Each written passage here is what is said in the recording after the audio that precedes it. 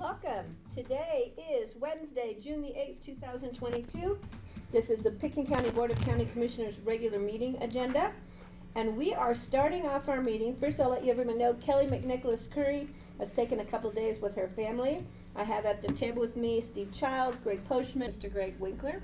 So Greg, if you'd like to come up and take a seat here next to the county attorney. Abby, is your mic on? No, because somebody moved it way over here. Okay, that's a cut. Let's go back, reset, take two. Are we ready? See, I can't see it when she puts it all the way over here, so I'm not starting over. So now I am, and I'm going to sit, Greg, so I can be on mic. So usually we stand, but with all this stuff we have to have now. Okay. So you ready? Yes, ma'am. Okay, it's so good to see you. It's nice to see you. Proclamation of the Board of County Commissioners of Pickens County, Colorado, honoring Greg Winkler.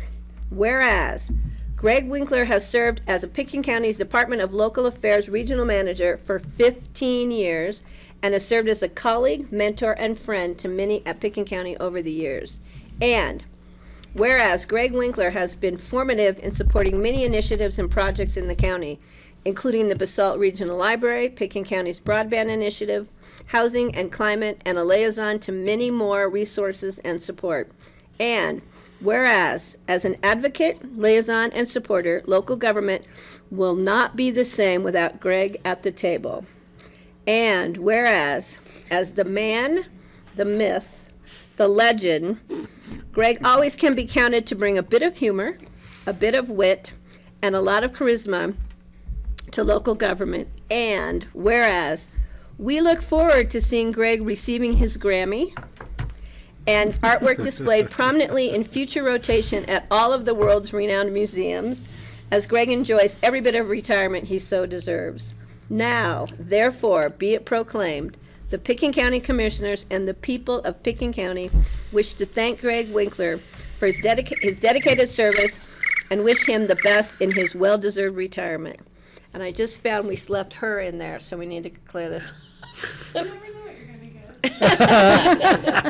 get. So Greg, thank you. And for those who don't know, Greg has been instrumental in so many issues. I've known him for 20-something years, a long time.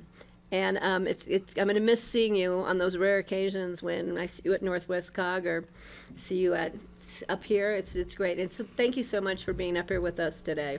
Well, thank so you if very you much. would like to say anything. I have. Oh, come on. It's been my pleasure. I am proud to be one of 8 regional managers in the state of Colorado. I thank the General Assembly and the Governor for giving us the money to be able to do what we do, to be able to help local governments.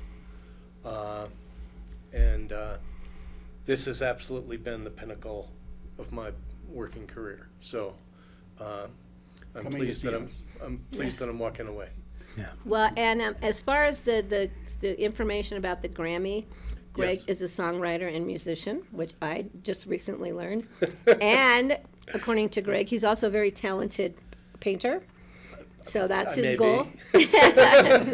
So, we've got a great art museum over here, and we'll see what we can do to get you hanging on the wall in there. Okay, well, give me a little bit of time here to Okay. get back in the swing of things. Well, and so, Kara, we need to correct those his's and hers in here. And so we need to know we can send the proclamation on to Greg. But I'm going to let him have it for the moment. Thank you. So, you're a great guy, and we have loved having you up here. You can come by and visit anytime you want. Okay? And Patty, while the board is, Helping us out all these yeah. years. Not a problem. I wanted to ask Greg, thank you. Speaking of the governor and all this money, how much money have you brought to Pickens County for our various grants over the years? I'd love to have an idea, and it would probably They can stagger us. probably figure that out. We could honestly say a couple million, maybe more. That seems kind of modest. Yeah, broadband's been great. The courthouse, what we're doing there. I saw the fire escape.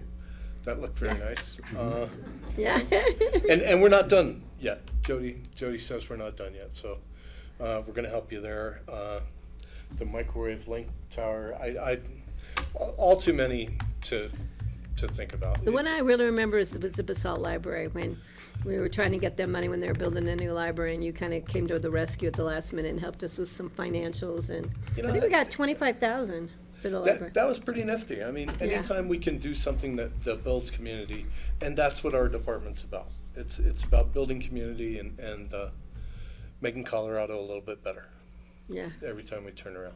Well, you And I've enjoyed John and Kira and Rich and Phyllis. I mean, they've, you know, I can call them up, they can call me up, we can have a laugh. We can So, also get some do work we done. still know where to find him? Oh, we know where to find Greg.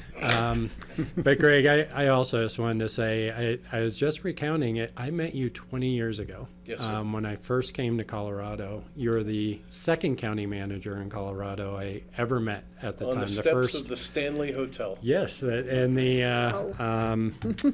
yeah, the first was the manager who hired me in here, Bob Jasper, and he introduced me, told me to get to know you, and I just want to thank you for your leadership, both when you're in service as a county manager and to the profession.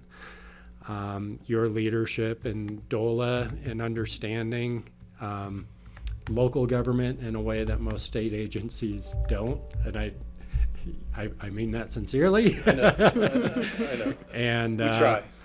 and I would say during Greg's tenure here, if we added up all the grants we've been able to work with DOLA on during his years with DOLA, it would exceed all the previous years, decades combined. And so Greg has been a great friend to our community. So thanks, Greg.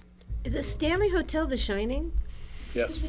That's The really- Shining? That's this part. That's where Park, the, yeah. yeah. That's where it was filmed? No, it's not where it was filmed, but they say It was the, yeah. it was the It was host, supposed yeah. to be set there, yeah.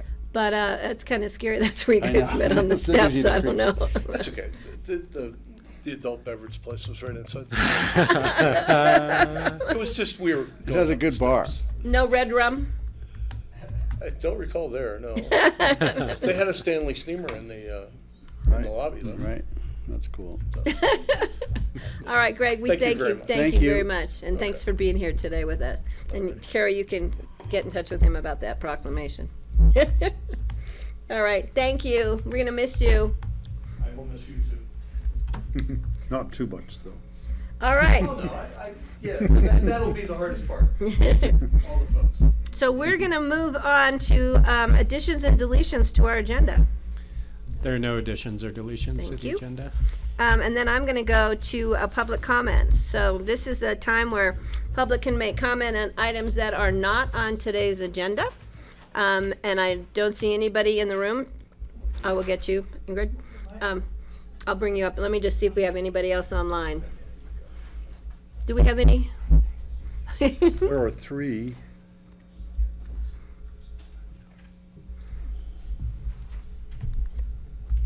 There are 3 people online? Three attendees.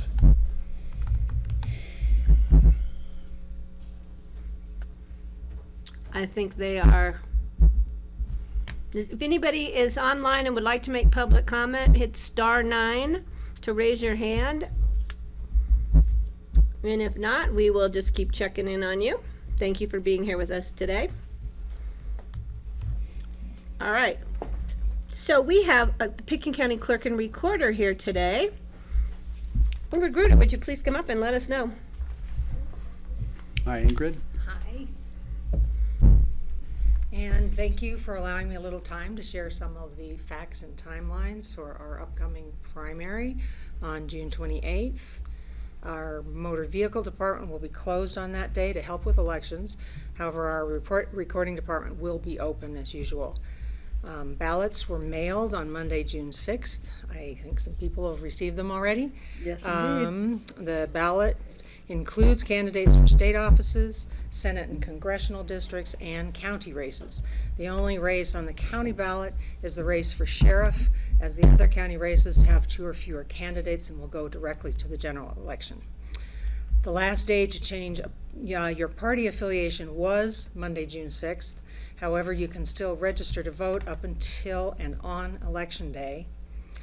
If someone needs to register or they don't receive their ballot in the mail, They can either go to pitkinvotes.com and click on register to vote, where they can register, update address, and so forth. Or they can stop by our office and get a replacement ballot or a registration form. We cannot mail ballots after June 20th, and also please do not try to mail ballots back after that date, even if mailing in Aspen, because we've had them not show up by Election Day.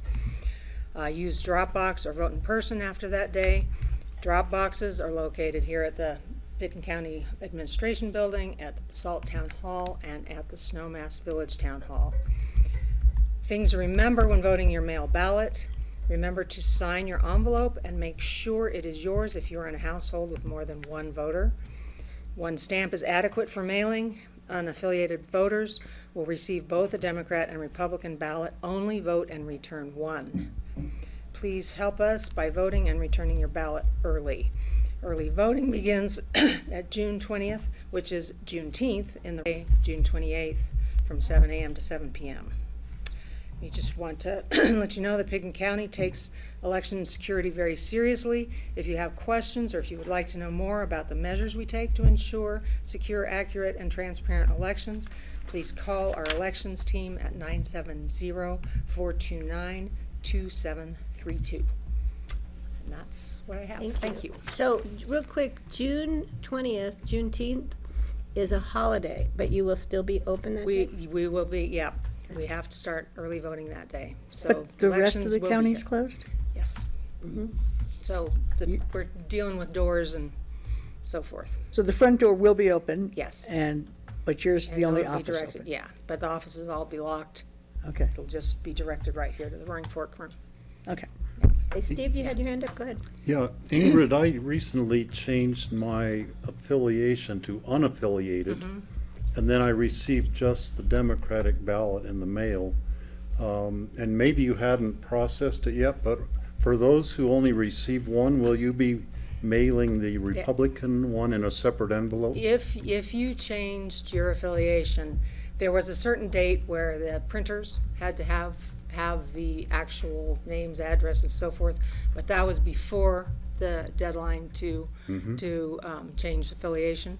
So what happens is that first one you should not use. You will get another one in the mail with both. Okay, so I don't have to We'll bring be anything doing- yeah. in to your office? to- Right. In Okay. fact, if you brought that one in, it would not count, so. you No, need to- no, yeah, yeah, I understand you yeah, can only yeah, use, Right, you have to pick one or the other party to vote in. yeah, And if you vote in yeah, both parties, then they're all right. bad ballots And it is, not counted. it's a problem. You should have seen Clint's face when he found out there was a 2-week lag between when the printers had to know and when the Okay. last day to change affiliation Yeah, was. because I'm sure there are probably Yeah. other people in Yeah. that same situation wondering. Yeah, So maybe this will No. help get the message yeah, out to them. yeah, that And was Steve, a you'll good be question. getting 3 ballots and you cannot vote them all. Steve. You can only vote one. Yeah. Okay, Yep. great, thank you. Any other questions? Seeing none? All right, I'm gonna bring it back to the Board of Commissioners for commissioner comments. I actually have a question. Okay, you can ask a question. And my question is, can we do anything locally as a county about gun control laws? Does anybody know? County Attorney. That's a changing landscape. If you are considering on doing something, then you should let me know, I guess, so I can do some specific research on it. Okay. So, I had a question I was gonna bring up at open discussion, but since you opened that door, last time, well, I can't remember when it was, we did no guns in the building for elections, and we got slammed by gun owners on the Front Range who were gonna sue us and everything, but I would like the board to seriously consider that for the election. Yeah, Patty, so I did talk to the clerk's office, and John, you may know about this also, but that similar legislation is actually included in state rules now. And so it no longer is just has to be governed by local laws. So we'll have some signage or something? Yes. Okay. It says no firearms within certain. During the yeah. election. Because we had security concerns about both people voting and both staff and election judges being in the Yeah. building, so. All right. I remember. Any other comments from the board? Steve, please. Just a reminder to be doing wildfire mitigation around your houses, doing what you can to be prepared in case there is a fire. In my case, we brought some cattle in. They are going to be grazing around our different pastures, and just partly to reduce the fuel load later in the summer. In case there is a wildfire, it's much less likely to catch the grass on fire and then spread. So I will feel much more secure, because last summer we only had just a little bit of grazing, but not enough to reduce the fuel load. This summer we'll have the fuel load reduced, and I will feel much more secure. Now, I realize a lot of people can't get cattle into your property, but you can do some weed whacking and mowing and trimming of brush, thinning of brush, different things like that are something anybody could do. I thought you were going to say we were going to have roast beef. Because you were bringing in the cow. And if anyone like Patty, if you want a few cows to come and graze your yard. In the trailer court, I bet my neighbors would love that. But you know, it might be fun. I do need to mow my grass. Greg, did you want to add on to that comment about wildfire mitigation? Only in Brush Creek, we've been talking seriously about bringing in a significant herd of goats to do, to clean up the grass and the leaves. I guess goats can stand up on their hind legs and reach about 6 feet up into the trees. So we've been talking about that, but it's not going to solve our problem. We need to actually take out a lot of brush, and so I've been talking to a guy who does that on a large scale. With those machines that just take it all the way out. And so that's what's on our agenda probably for the fall. That's a shame. We have to get through the summer. I know, we're going to get through the summer. We can't really do that till fall while birds are nesting and all that. So, and I want to remind people I know there's a lot of camping going on now, just be careful out there. We don't have fire bans in effect. Temperatures this weekend are supposed to be going sky high. We don't know about the wind conditions, but we are so fragile right now in the outdoors. And when you think things look green, things can still burn. So be careful out there when you're camping. Make sure you're responsible about leaving your fire. Don't leave any embers there, even when you leave for the afternoon to take a hike. Make sure the fire is out. We really appreciate it. And it goes with smoking too, people who smoke out in the woods. Just be respectful, because we've seen such tragedies, especially in what's happening in New Mexico and around the country. Some fires now in Alaska. So let's just keep an eye out on each other and be safe out there. All right, anybody else? One last little thing, just about, because it's still spring and there are a lot of small animals out there, newborn animals. If you come across a baby fox or a baby coyote or a baby lion or a baby elk or something that looks like it's in distress, just leave it alone. An owl. My wife saw an owl sitting in the middle of the parking lot at the ABC the other day, and the rule is just leave it, because parents are going to come and get it and feed it if they can, and if they can't, that's too bad. But you're not helping it by picking it up or moving it. And elk calving season still goes till about the end of June, maybe even a little later. So some of our bike trails are still closed. So good to respect that. Yeah, it's good. One time we saw a mama wood duck and all her babies crossing the street. It was in St. Louis. We lived there for a few years at one point in our lives. And the traffic dispersed them totally. So there were like 5 baby wood ducks over here, and the others had gone off with mom, and she's gone. So we took these little 5 baby wood ducks home. We had a big pond, like a 2-acre pond, and did like chicken wire around this area, and gave it a little house and everything.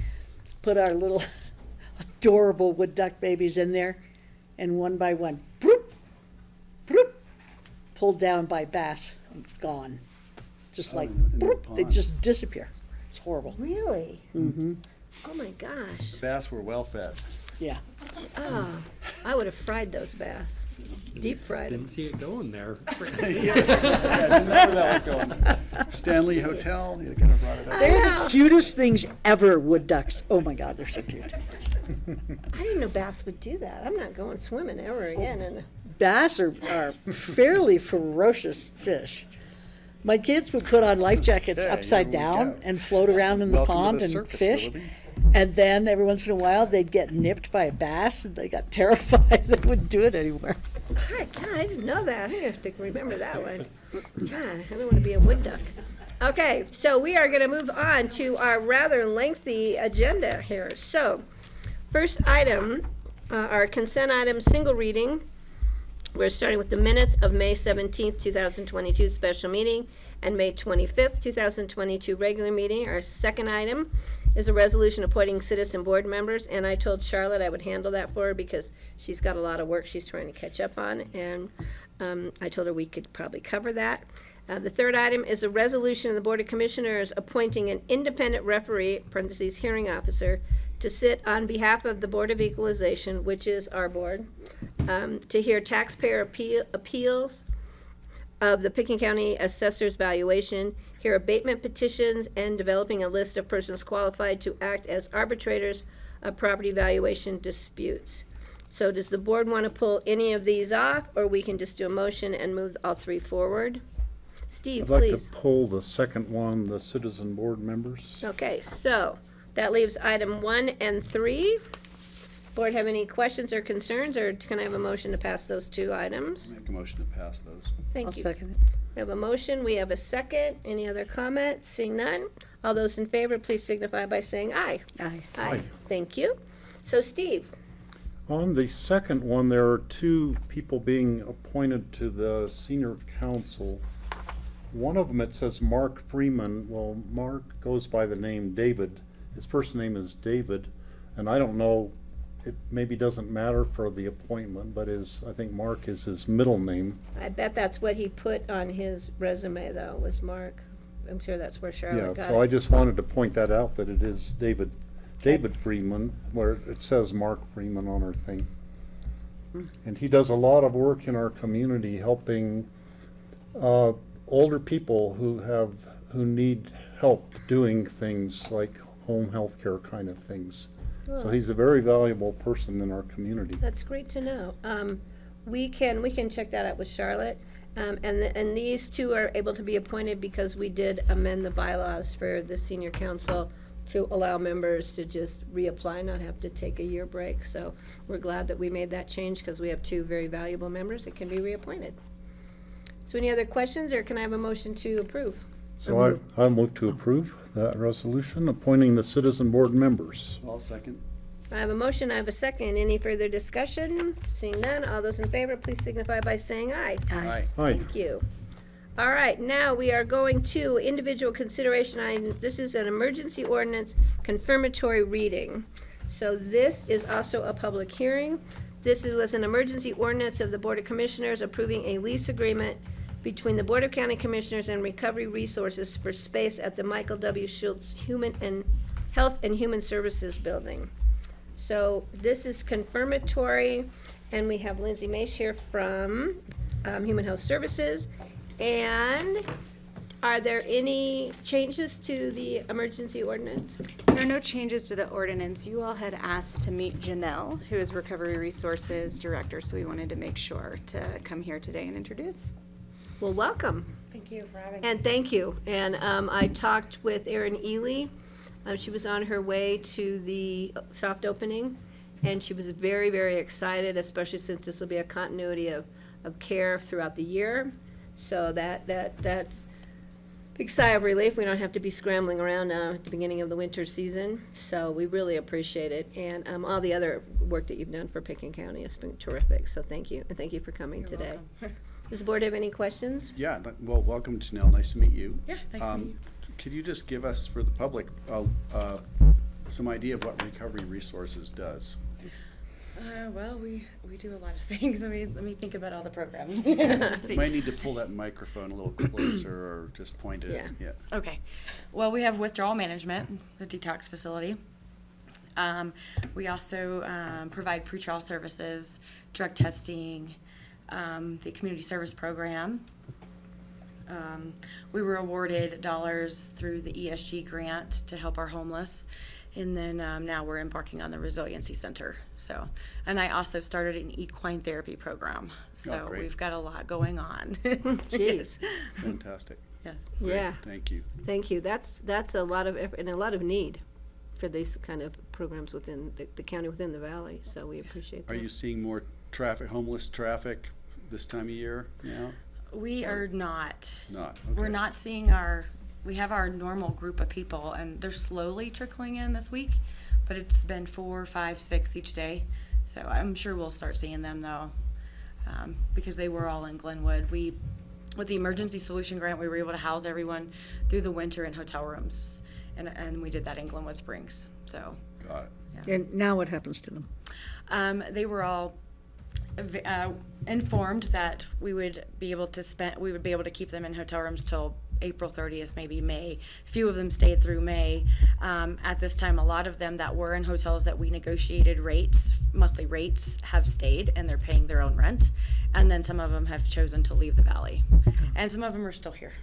So, and they're back out on the street camping. Yeah, yeah. So that's another fire risk for us, so we need to Yes. make sure we keep everybody safe. So thank you.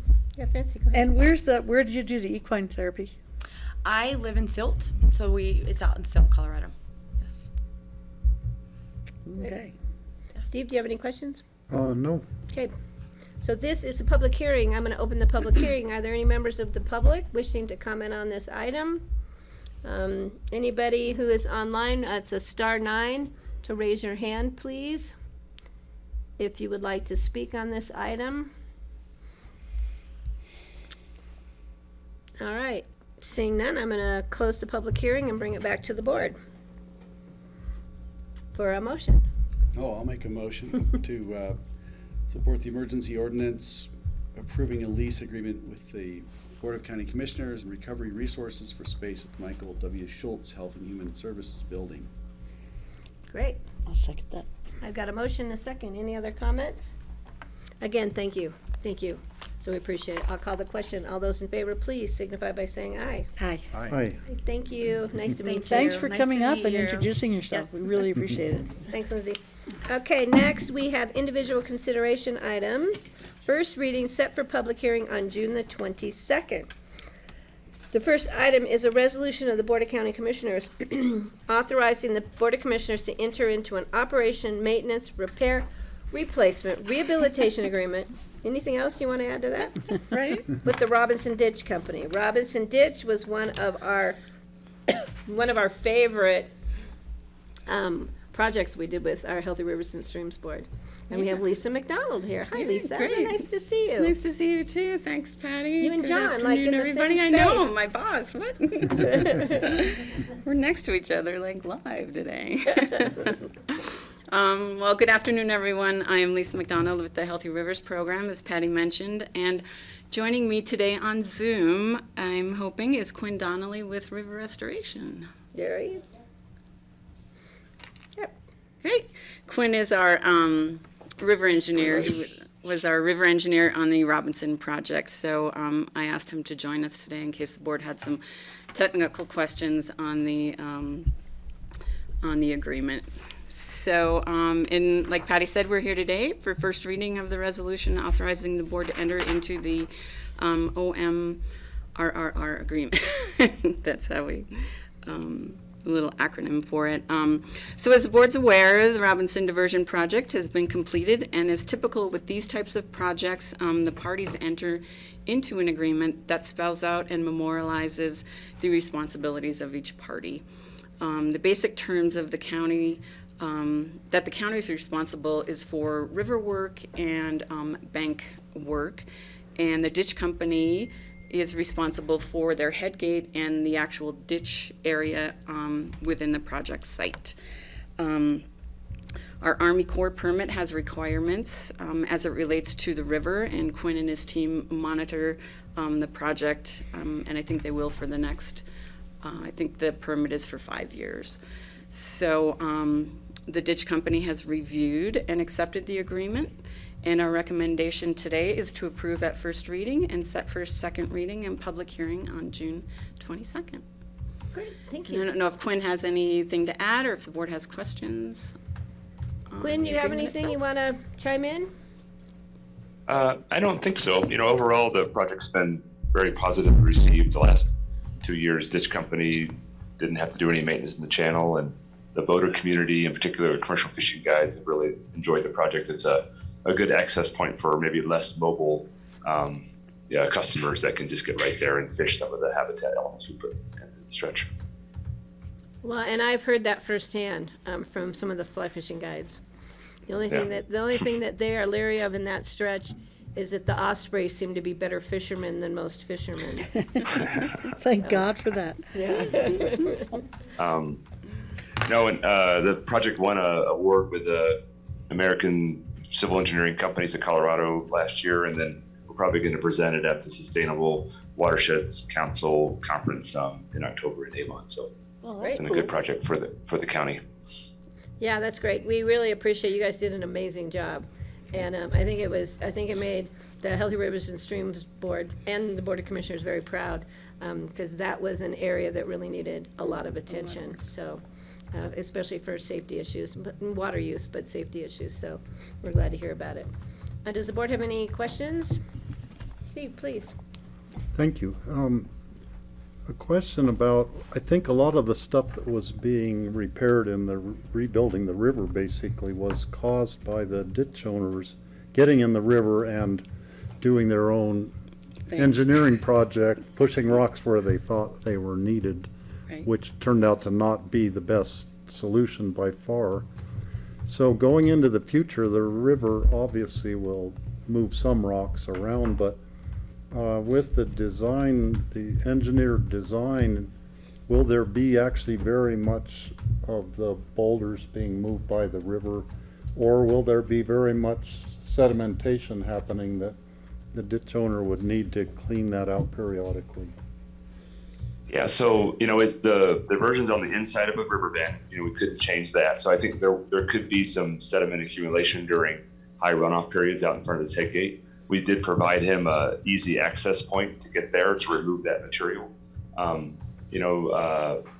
The boulders are pretty, it's kind of like an iceberg. There's a lot of boulders pretty deep there in the river. So we try to minimize the movement. Like you said, things can shift over time, but we built enough resiliency in it to where something major would have to happen for them to have to go in there and start to move boulders around. So I anticipate most of the in-channel maintenance will be removing debris that might collect on the head gate, like a log or something that ends up in that eddy, or sediment accumulation.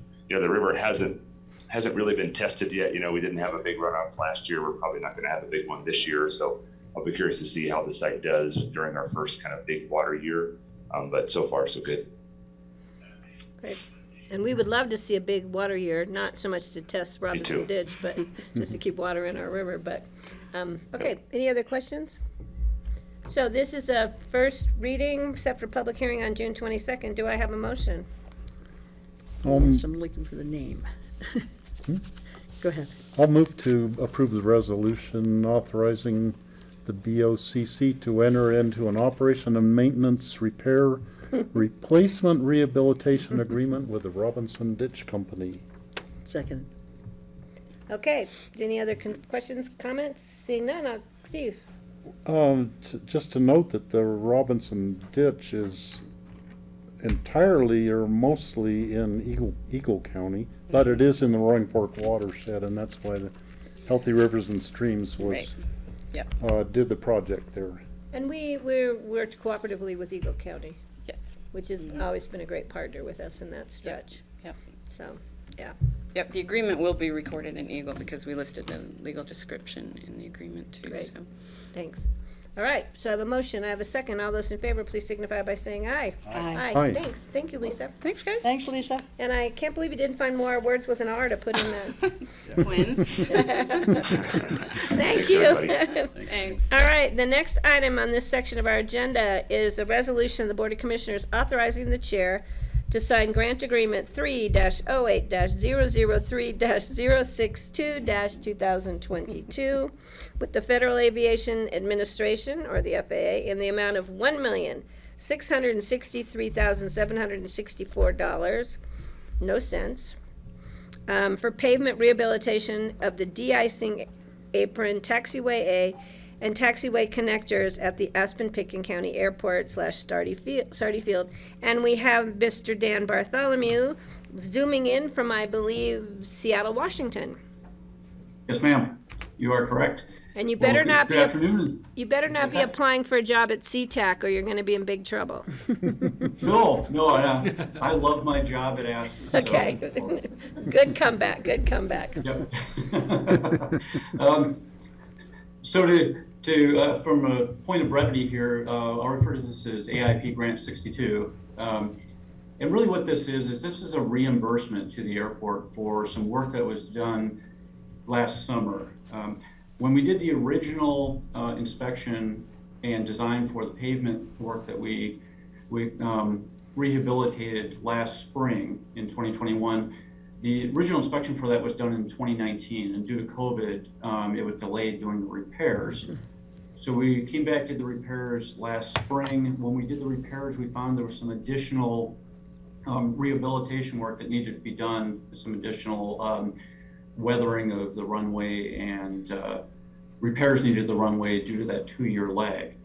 Because we were already provided a grant for the work we did in the spring, they told us that we could use fiscal year 2022 AIP grant funds to perform that work last August. So we did go through and accomplish that work. We paid for it out of pocket, and this grant is allowing ourselves to reimburse with an AIP grant for that work that we did in the amount of $1,663,764. In addition to that, the county paid what we call a 10% match, a local match on this. Typically, 5% or half that local match is paid for with the Colorado Department of Transportation grant. However, because this work was done post disbursement of the CDOT grants, and the CDOT grant went to apply to the work that was done that spring, this one is a full 10% match. So that's the impact of our budget, and our rates and charges would have been adjusted appropriately last year to cover that. So with that, I'm recommending and requesting that you approve this and take it to a public hearing on June 22nd. Great, thank you. Questions for Dan? No, thank you. And I remember when we were tweaking those monies around, and it was nice that we were able to make it work out and we got the work done. And I also want to appreciate the fact that our just recent rehab work that was done timely, and there was only a little bit of weather to worry about. So we got back open as we told the public it would. So we're happy and want to thank you for that. And Sure. we'll go on to the next project, right? There's always Yeah, another, exactly. always another one lined up.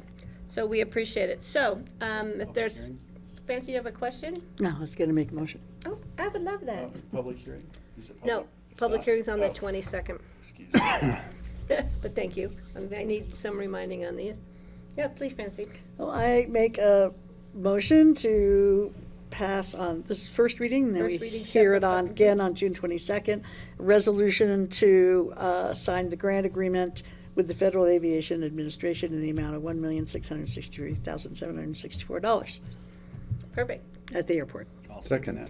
I got a motion in 2 seconds. I think we're moving along. So, any other comments? Seeing none. I'm going to call the question. All those in favor, please signify by saying aye. Aye. Aye, thank you. Thanks, Dan. Do we have you here again? She's still here. You do. Good. No, we're so glad because you called in from so far away. We want to make sure we utilize your time well.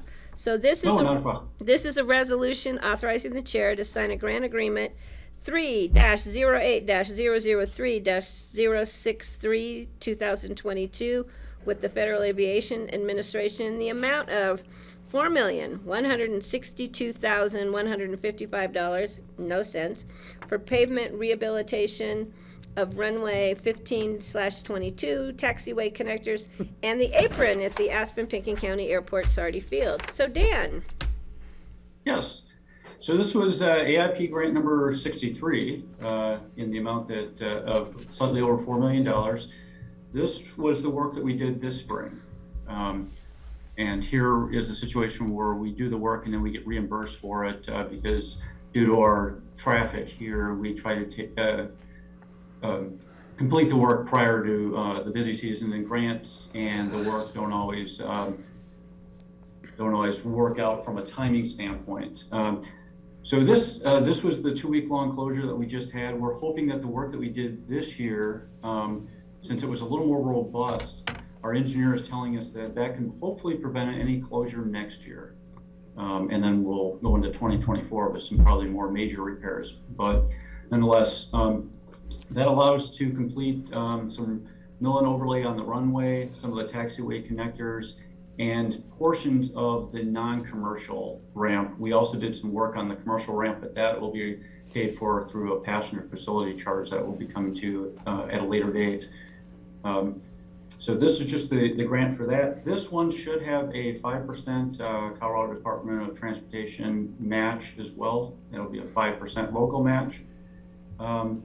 And that should cover us for the apron, taxiway, and runway repairs that we accomplished this spring. We will be coming back in August once the pavement has a chance to fully cure and do some grooving for friction on the runway. But other than that, the work has been completed and we're ready to move forward. So I, again, would recommend that we take this forward to a public hearing and second reading on June 22nd. So when we come back in August, will that be work that needs to close the airport for any period of time in August? Nope, absolutely not. We'll be doing that as night work. Perfect, thank you. And I already commented on this project and how well it was done and how we were open and closed as we told the public we would be. So again, we appreciate that. So I'm bringing it back to the board for comments or questions. Okay, I'm bringing it back to the board for a motion. I'll make a motion to approve the resolution authorizing the grant agreement with the FAA for the amount of $4.1 million plus a little bit for pavement rehabilitation. Great, thank you. I'll second that. I have a motion and I have a second. Any other comments from the board? Seeing none, I'll call the question. All those in favor, please signify by saying aye. Aye. Aye. Thanks, Dan. Is that all we have for you for today? That is it. Thank you very much. Enjoy your time in the beautiful Pacific Northwest. Thank you. Travel safe. Thank you. Okay, next item is an individual consideration item, public hearing, 1 reading. This is an application for a transfer of a lodging and entertainment liquor license submitted by RC Ownership for the Redstone Castle. And we're going to continue this to June 22nd. It's due to the complexity of the entity applying for the license, the time frame for needed documents, signatures, background checks, etc. So Jeanette just needed a little more time. Since it was already noticed, we need to vote to continue. So moved. Second. I have a motion, I have a second. Any comments or questions? I don't know if Jeanette's with us, but I think I covered it. John? That's enough, yeah.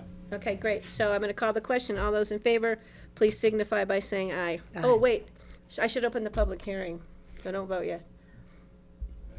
It's a public hearing, 1 reading. So I'm going to open the public hearing. Any members of the public wishing to comment on this item on our agenda? Seeing none, and I don't think we have anyone here. Let me just see. Anybody online who wishes to comment, please raise *9 to... Okay, seeing none, I'm going to close the public hearing. I'm going to keep the public hearing open and continue it to June 22nd. I have a motion, I have a second to do so. I'm going to call the question. All those in favor, please signify by saying aye. Aye. Aye. Aye, great, thank you. So we have, this has been continued. All right, next item, individual consideration items, public hearing. This is the second reading. This is a resolution of the Board of County Commissioners approving 2 individual grant agreements with Northwest Colorado Council of Governments, Vintage, for adult and family services, including case management, senior congregate meals, home delivered meals, and public information programs. And Lindsay, nice to see you back today. So this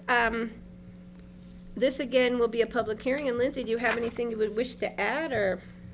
Nothing to add, but I did make sure to invite Chad and Matt, so they're on today in case you had any questions, specific questions about the programming. Hello, gentlemen. Chad or Matt, do you have any comments you'd wish to add, or? No comments to add. A pretty standard practice for our programs for many, many years at this point. Great, thank you. Matt, you're in I would echo I would echo Chad there and just say that, yeah, this is an annual grant that we renew each year, and it provides a nice service for our community and for our adults. Great. Thank you. Any other comments or questions from the board? I have a question Yeah. about the word vintage. What is that? It used to be Alpine Agency, Alpine was four A's, and it got very confusing, so they created a new name, Vintage. That means that all old people are now vintage. No longer AAA or quadruple And they're A. going to be supplied with a vintner. Yeah, wine comes with this. That's Exactly. the implication. You know what, that's up to the individual, that's why this is an individual consent item. Good point. All right, so this is a public hearing. Are there any members of the public wishing to comment on this item on our agenda? And if you would like to comment and you're online, it's a *9, please. All right, seeing none, I'm going to close the public hearing, bring it back to the board for a motion. So I'll make a motion to approve the resolution approving 2 individual grant agreements with Northwest Colorado Council of Governments Vintage for adult and family services, I'm never going to be able to case say management, senior congregate meals, home delivered meals, and public information programs.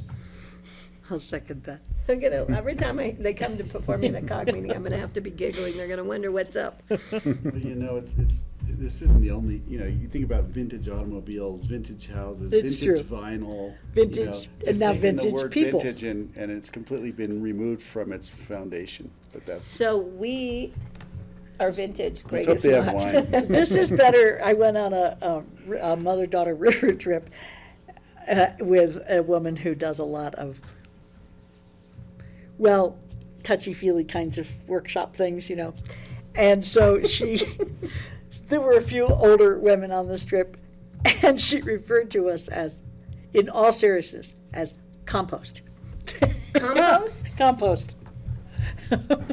Really? Wow. I prefer vintage to compost. How many times did she get pushed out of the Yeah, raft? really, did she Remember survive the that one. trip? There were definitely some comments. So now you're vintage compost.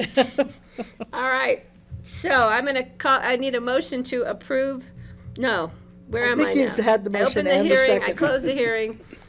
Steve made a motion, we have a second. Any other comments? I'm gonna call the question. All those in favor, please signify Before by there's any saying more aye. comments. Aye. Before you confuse me even more. All right, I want to thank the board. We're moving along quickly. Greg, looks like you're going to be here for the rest of.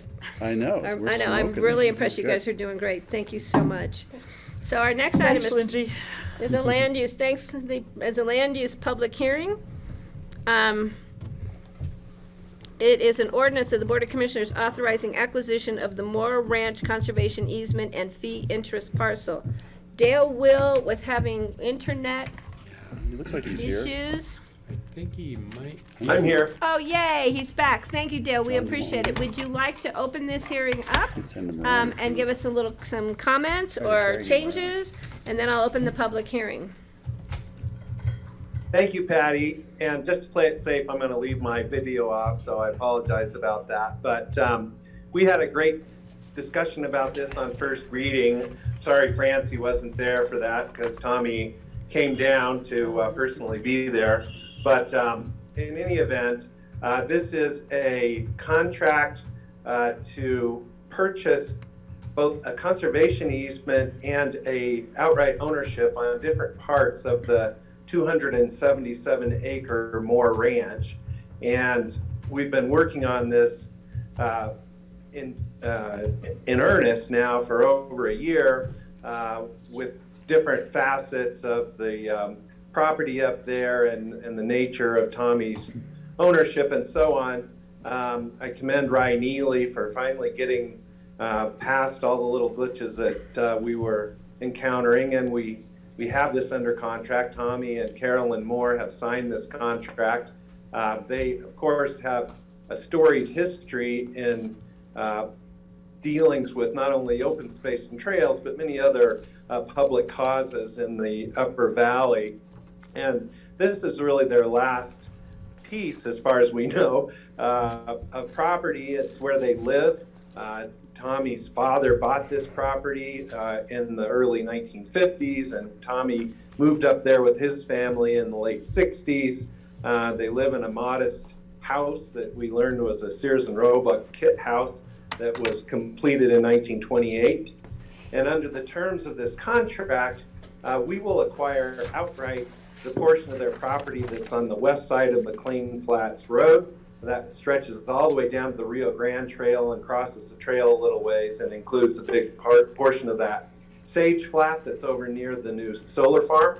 And that piece also includes about 15 acres of the beautiful irrigated meadow up on top, which is so important as a view shed off of McLean Flats Road to the west, where you see Sky Mountain Park and Daly, and probably one of the most photographed spots in Pitkin County. That's also an elk movement corridor. And to further protect that movement corridor, on the opposite side of the road, our contract will secure a conservation easement on the balance of the lands that the Moore family own up there. It would allow them one new home site on the south end of this area, and would allow the redevelopment within their existing homestead area of both cases up to 8250. They are planning to seek historic designations of that beautiful red barn and the house. In addition, there's 42 acres that Tommy owns in part, and his other owners are siblings, and he is working to bring that into the deal as well. The total package price for everything is $10 million. $1 million of that will be held back to try to get this 42 acres in, and that 42 acres would also have a second home site allowed. The city of Aspen has voted unanimously to contribute $1 million to this.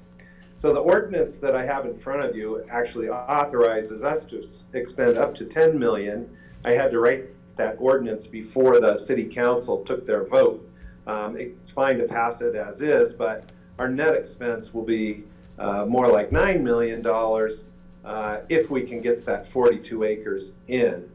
I'm happy to answer any other questions, and I would recommend that you approve this. Francie. Who's going to irrigate? Great question. The property is currently leased to the equestrian facility at Cozy Point. They're taking the hay. Tommy is currently irrigating the whole thing. He's wanting to start to decrease his commitment in that regard, and we would be looking then to lease out that irrigation responsibility over time as he wants to limit his domain. We do have a very successful agricultural leasing program, as you know, and would probably be looking to the Cozy Point to help us with that, as they are currently doing at Cozy Point South, which we also own. Okay. And Dale, great work and perseverance on this. Thank you. Yeah, this is a great opportunity, and we had Aspen Valley Land Trust in yesterday at our work session, and they drove by the property and were in awe, because it is pretty exceptional when you look out on that view plane, especially when there's all the elk laying down in the pasture out there. It's quite exceptional. So I'm glad, and the Moore, Tommy and Carolyn are amazing people, as are their children, Travis and Cinnamon, and we appreciate their working with us over all this time. And I promised Travis that I would we would hopefully get this done, and here we are today, hopefully getting this done and moving it forward. And I know Tommy will be very relieved at this. So, any other comments from the board? Just, if I could, I was thinking back to yesterday's conversation. Dale, were you here yesterday for AVLT? I can't remember if you were online or not. Oh, yeah. Yeah. I was here. Yeah. the conversation about connectivity and the importance of these corridors, understanding where the wildlife and elk and deer migration or whatever, I don't know, they call it migration when it's a daily thing. The commuting, the commuter routes that they take. And this is such an important piece of that, to connect the east side of the valley with the west side, with Sky Mountain Park, with Brush Creek.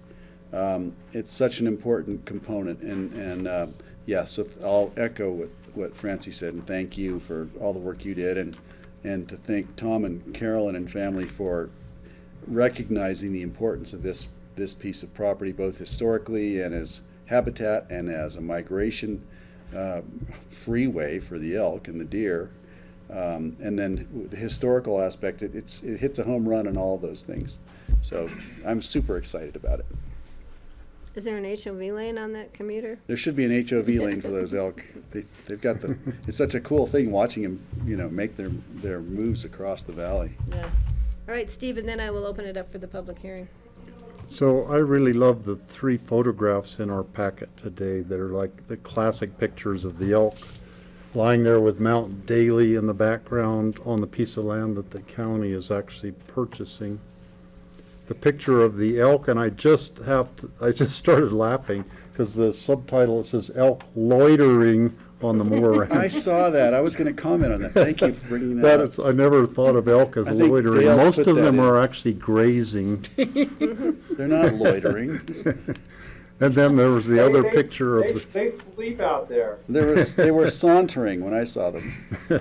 And then the other picture in the wintertime showing the red barn, and you can see I can't quite place which ski runs those are in the background towards Aspen, maybe Aspen Highlands, and maybe some of Buttermilk too in that picture. It's all 3 beautiful pictures just show how outstanding this piece of property is, and it's like really an important view plane for people coming and going to Aspen, especially along the McLean Flats Road. You can actually see all 4 mountains. You can see part of Aspen, but not in this photograph, but when you're up there, and you can also see up to Snowmass, so you get all 4 from Tommy and Carolyn's front yard. Yeah, I drove that road the other day all the way to Old Snowmass, the whole lower river road, so I could see Phillips, and I could see the Moore property too, and it was awesome drive. It's beautiful. Now, if the elk are doing their jobs, it's not loitering. Now, one other comment. I noticed it was years ago. Bothered by that, huh? When I noticed that all the wire had been taken down off the fences on that property. And my first thought was, well, how are they going to keep livestock in, because these fences are gone. But then as time went on, I realized that they didn't keep livestock on there anymore, and that actually removing the fences really helps the elk to travel through there without any impediments. And it's like the best kind of wildlife fencing is no fencing, I think. I was talking to someone who was up in the barn on daylight. It wasn't you, it was somebody else, and they said that the elk literally were coming by the barn and looking in the window. It was like, hi, just passing through. So this is a public hearing. I'm going to open this up to the public. Any members of the public in the audience here in the room, or any members online wishing to speak on this item? I have Tucker and Jane Greer here, who have their hand raised, and I'm going to allow you to speak. So if you'd like to present comment, please, you need to there you go, you're ready. So, hi, as you mentioned, I'm Tucker Gear, and this is my mom, Jane Moore Gear. Her father was James E. Moore, and my father, Marshall Gear III, I'm his personal representative of his estate, and he unfortunately passed away 2 years ago. So I actually represent myself as well as my 2 brothers with his estate. And one of the things that has been interesting about this is because we've been learning a lot in a very short period of time. We were unaware actually of the meeting that occurred, I believe, a couple weeks ago. No one informed us. In fact, we knew that we didn't even really know there was an open space master plan up until about a month ago. So it sounds like, I know that this sounds like this has been in the works for a year and a half, but just so you know, I did not really plan on coming to that last meeting. I just barely caught the last, and I wanted to make a comment at that point, but I had committed to picking my kids up from school. So I had to run and do that, but I was fortunate enough to see the video. But I think I was mentioned in that meeting as the nephew that's holding up the deal. But I don't think that's a fair way of stating it, because I really am trying to gather. I mean, our goal is to, and we are all about animal conservation, and everything you're saying about the environment, I think is wonderful. But one thing that I, as a personal representative, it's my objective to do what's best for my father's estate, and I just think that we have not received any information whatsoever on this. I've been reaching out over the last couple of weeks in between the last meeting and today, speaking to some very helpful people over at the county, Julie Ellie, Richard Neely, Dale Will actually answered some questions, and even I spoke to Tom's attorney, Ann McPhee, and they've sent me over an abundance of information, the contracts, the title work, some of the more open space preservation master plan, which I'm looking at right now. I didn't realize that you could actually put things on the screen for you guys to, but I'm sure you're aware of it. I mean, some of these things, I just have a lot of questions. I don't understand the whole concept. I'm looking at, like, for instance, lot 3, it looks like it's 5.4 acres. So I'm wondering, does that mean, like, once this deal is done, does that mean that we list that property for just 5.4 acres? Do we list it for 35 acres? And it looks like in another one that is divided in half, do we sell it for 20 acres? I just don't know anything about that. And to say that I'm holding up the deal is really unfair, because we don't know anybody that has an ownership stake in a multi-million-dollar property, you're going to want to know all the information so you can make the most sound decision based upon that. So that's kind of why I'm reaching out. There was another comment that was made in that last meeting and it was just stated by Dale, was that it looks like the $9 million is going to be allocated towards the main ranch, and the additional $1 million was going to be utilized to incentivize the other owners to move forward with this project. I spoke to Dale about that, and I said, okay, well, why weren't we, my mom and I, informed about this $1 million? But it turns out that actually Tom is going to be getting that $1 million, and that's not there to incentivize us, but it's actually to incentivize Tom to convince us to move forward. Or the attorney said that maybe he's being compensated for a lot of easements and permits pertaining to electric, gas, water permits, building envelopes, things of that nature. Wells, which, certainly does add value. I'm sorry, if you have something to say, feel free to jump in, but basically, certainly that does add value to the land. But we are just really need more time. I was going to have a land use or attorney represent me and speak today, but I could not. I've been scrambling around trying to find someone to help me represent myself and my mom on this matter. And I could not find anybody that was able to get up to speed in time or be at this meeting today. So I'm speaking on behalf of myself, which hopefully I'm not putting my foot in my mouth here and doing my best. But we want to sell this land. Tucker, I'm gonna have to rein you in here. Our public comment is 3 minutes, so I'm giving you a little more time. But I think there's another process as far as the Pickens County Open Space Master Plan that will be moving forward. So this is like the first step. It's not necessarily the final. This is just the purchase of the conservation easement and the fee interest parcel. So there's a lot more opportunity for you to be involved. And as far as what you were told or informed of, the Board of Commissioners is not privy to any of that. It's our understanding that you've all been trying to work together and that we needed to move this section of this forward.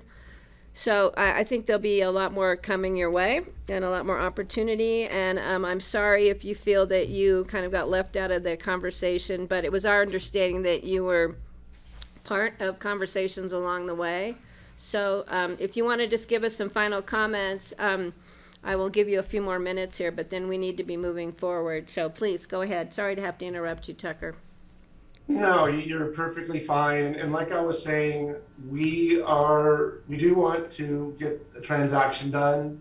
Our goal is to, as I spoke to Ann and Dale and Richard and Julia, we want to move forward.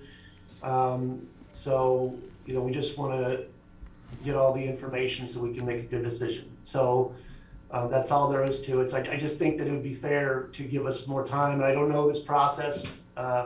So I do appreciate you giving me some time to speak today. Great. Thank you. Thank you very much. Kathy? Did Jane want to have anything to say, or are you guys good? Dale wants to say something. Well, Dale, just a second. Let me. Okay, I'm going to go to Dale. Dale, did you want to? Yeah, Patty, thank you. And just to reassure Tucker, the contract that you would be approving won't have any impact on the property that Tucker's a part owner of unless he chooses to enter into that through agreements with Tommy. So there's nothing in here that would prejudice him. It creates an opportunity for him to reach some kind of an agreement with the other owners of that 42 acres. So I would just encourage him to look at this as an opportunity. And if he wants to participate, he'll be able to under this contract. But if he decides he doesn't like what we've all put together, he can make a different choice and he won't be affected by this. Okay.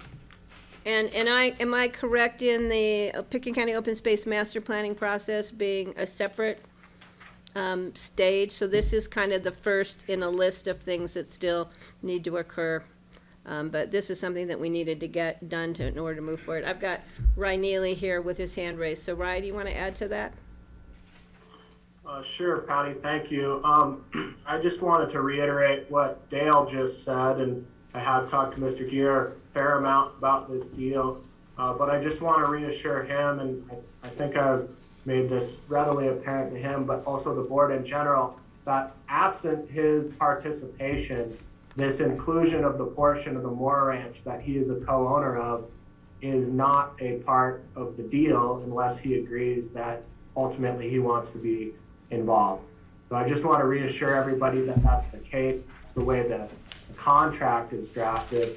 And while the master planning process is intertwined with approval of this contract, ultimately, if the master plan is going to include what's referred to as the north parcel in this contract, Mr. Gear will have an opportunity to either participate or not in that process. So I just wanted to clarify that point. And today is a public hearing on that ordinance approving the contract. So there'll be further time for comment, I suppose, at that time. Great, thank you, thank you. So I'm going to see if there are any other members of the public wishing to comment on this. We had one other participant, didn't we? Yeah. McKella. So, all right, I am going to close the public hearing. There is a hand Oh, up. wait. Oh, is that Anne Marie? Anne Marie, did you? Sorry, I didn't see that hand. Thank you. Hi, thanks. I was just going to reiterate what Rye also said, is that the contract today just involves the property that's owned by Tom and Carolyn through their partnerships or their trusts. It does not involve, I mean, the contract is drafted in a way that the north parcel that Tucker and Jane Gear have an interest in can be brought into the deal if all the owners agree. Otherwise, they're not affected by this. So. Okay. Just reiterating what Rye said, there's a process drafted into the contract, but right now they're not being forced into anything or nothing is being taken away at this point. It's just a contract with the options drafted into it. And Anne, would you just give your name for the public record? Oh, sure. This is Anne Marie McPhee representing the Moore family. Great. Thank you. All right. Thanks. Thanks for catching that, Francie. So now we're going to close the public comment period, bring it back to the board for comments, questions, discussion. I'm excited. Me too. I was just going to say exactly the same thing. Yeah, I'm excited. It's just an amazing parcel, and we'll just be able to enjoy that view plane, and those elk will be able to enjoy their loitering. Agreed. I'll say the same thing. Mike's on.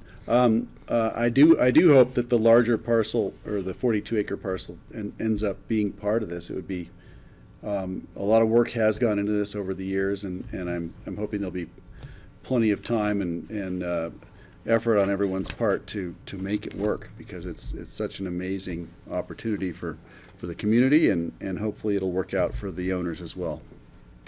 Great, thank you. Francie? Yeah, I'd be delighted to make a motion if you're ready. I am ready. I would make a motion to pass the ordinance authorizing the acquisition of the Moore Ranch Conservation Easements, Covenant, and Fee Interest Parcel, ordinance number 2. Oh, No, ordinance number something. It's not on this piece of paper. I'll second We that. don't do it until we file it, so. Okay. Okay, so I have a motion by Francie, a second by Greg. Any other comments from the board? Seeing none, I'm calling this question. All those in favor, please signify by saying aye. Aye. Aye. Aye. Thanks, Dale. Thanks, Rye. Thank you, Connie and everybody. Carolyn. Thanks, Anne Marie. We have some land use items that may be taking a little time, so I'm gonna ask the board if they would like to take 10 minutes Yes. I need so that we coffee. can reset the room. And grassroots, we're gonna be off for 10. Thank you. I'm gonna go get coffee. I'm not back.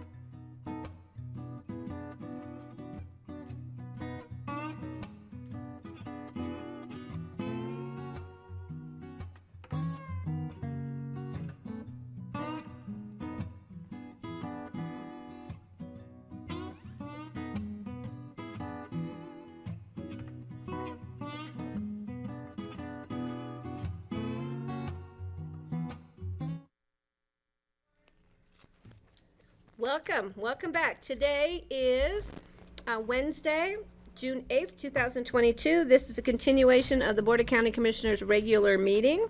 We are on our land use public hearings, and we have a resolution granting a major amendment to the Highland Bavarian Ranch subdivision, detailed submission and final plat, activity envelope and site plan review, special review, GMQS exemption for a caretaker dwelling unit, and this is a continued public hearing.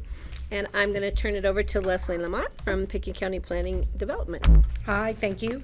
So I just want to remind you that this was a two-step review. The P&Z looked at this first and recommended approval to you. That resolution was in your first packet that you saw.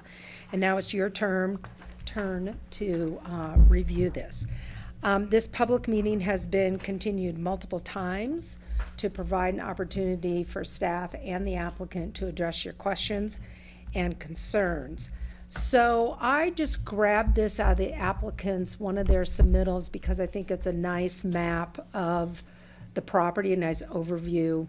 And it also indicates the conservation easements that the applicant is proposing, which is a total of 49 acres now on the property. So you see the Castle Creek parcel, which is the entire parcel is going to be conserved. And then you have the ranch lot, and the dark green represents a conservation easement that will be applied to the ranch lot. That was expanded to include the Castle Creek gully below the top of the ranch lot, and then you have the mesa lot. So my packet in your memo for today's meeting summarizes the topics of discussion from the May 11th meeting. And in the memo that I provided, I've listed the topics that required more information as requested by the board, summarized those areas of consensus that we seemed to get from the board last time, or if you provided more direction on some more information that you needed. I also attempted to take those items that are in the memo and connect those to the resolution so you could see how we were setting up the resolution, the conditions of approval in the resolution that reflect those topics that we spent a lot of time talking about. I also, in that memo, noted to you those items that you haven't gotten to yet, that either you don't want to get to, or we just need direction on whether you want those changed, or everything's still copacetic as it goes with the resolution. So a couple of things I do need to draw your attention to. You did receive a letter from George Newman. That made it into your packet. We got that in with enough time. The applicant also, based upon discussion last time, revised the driveway alignment based upon concerns by the Aspen Fire Protection District. And I included a revision of the driveway in your packet. There we go. But I later received an engineer drawing of the driveway with dimensions, and so I sent that to you later because I had already sent out the packet. Those 6 pages of the revised drawing were given to Jeanette Jones and Julia Ely, and so those are now part of the public record. Also, the letter in your packet regarding the analysis of the water out of the Hope Mine referred to the Snowmass Creek.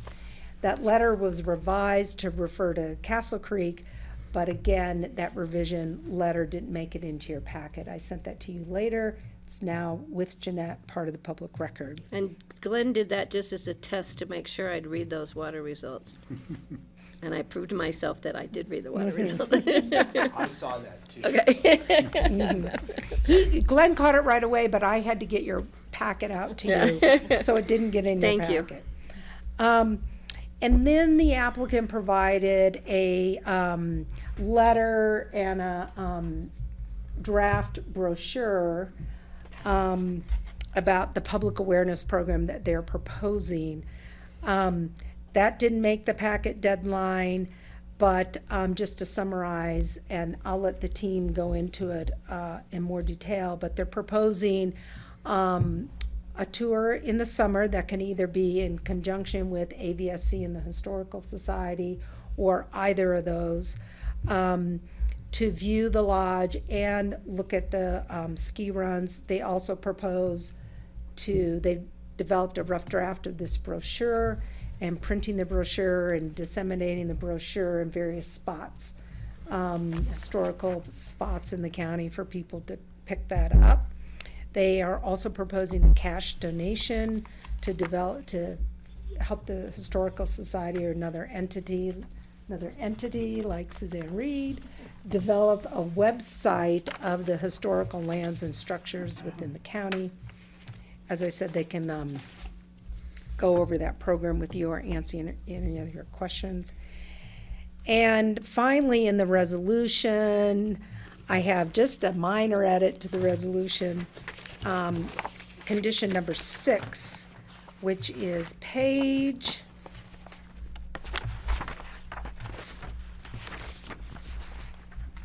I think it's page 7 of the resolution. I'm talking about the total allowable floor area, the square feet that's allowed with regard to the renovation of the lodge. I just need to add on to that a 100 square foot utility shed. This is a new shed on the property that was required to be built. If you recall in past presentations, the applicant had to install a new well, and the shed is covering all the gears and everything related to that new well. A trash shed and a wood shed. And I list out those square feet, 38 square feet for the trash shed and 69 square feet for the wood shed. So I'm adding those as what is part of the renovation of the new lodge.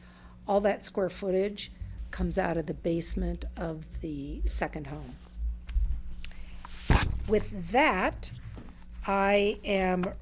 will entertain any questions the board has or turn it over to the team. Okay. Any questions for Leslie? No, all right. Just the location of the trash and the well sheds. Where are they?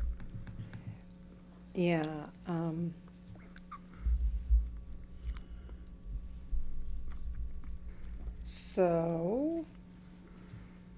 Oops. Here is the, this is the shed for the well, and then the trash and the wood sheds were over here, and I'm not quite sure where those will be rebuilt. They're right now kind of over near the new pond, the proposed pond. Oh, over here? And Okay. I don't know where they'll be built either. Yeah, so we'll But somewhere require, in the back. So the trash truck will drive I think the idea old was road? that we would put the trash over near the mechanical shed, because it sits down quite low. It's like below the driveway. It's hard to see. Yeah, the idea was that we would put the trash over there. Okay. And then the wood shed would stay in the back. we would require the footprints of those two to be indicated on the activity envelope site plan. That will be recorded.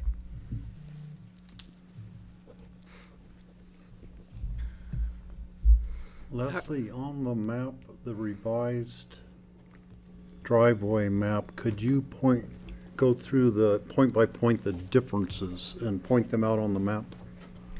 Yes. So this right here is a fire truck pullout, turnaround. Well, the turnaround area is right at the fork, but a fire truck pullout was required. And then another fire truck pullout over here, and then over in the barn area, they needed to dimension and make sure they had enough room to turn around the fire truck there. Also, the driveway now is 16 feet wide. It's not, remember in the previous proposal, there was a lovely photo of a true track road or a road that was going to have soft side shoulders. And Jan Legarski said they cannot be soft shoulders because if they have to put out their stanchions, they need solid. So those are the 4 big differences that have been revised on this. And Jan's referral comments were in your packet as well. We had to reach back out to her and get some new referral comments. And she also did do a site visit. Yeah, because she mentioned that in her. Right. Okay. You guys ready for Glenn? All right. Sure. Okay, thank you. Let me stop sharing, right, because you're gonna do some stuff.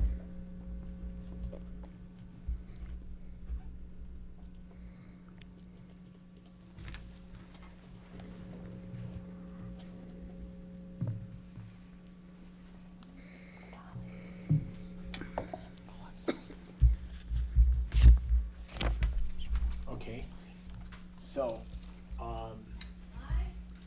Mike. we have, oh, sorry. Meredith is here, Dylan Johns, the architect, is here.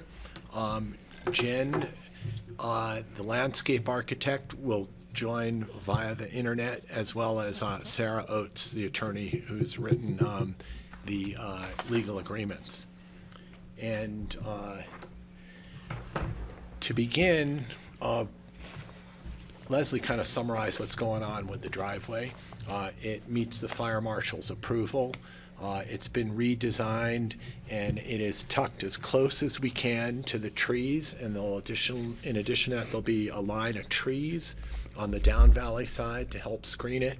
It's my belief, after looking at it so much as I go by, that summer views of the driveway shouldn't be an issue at all because of the existing vegetation. And it's my feeling in this winter time, it's going to be snowpacked a good portion of the winter, and it should blend in pretty well with the surrounding landscape because it does hold so much snow up there.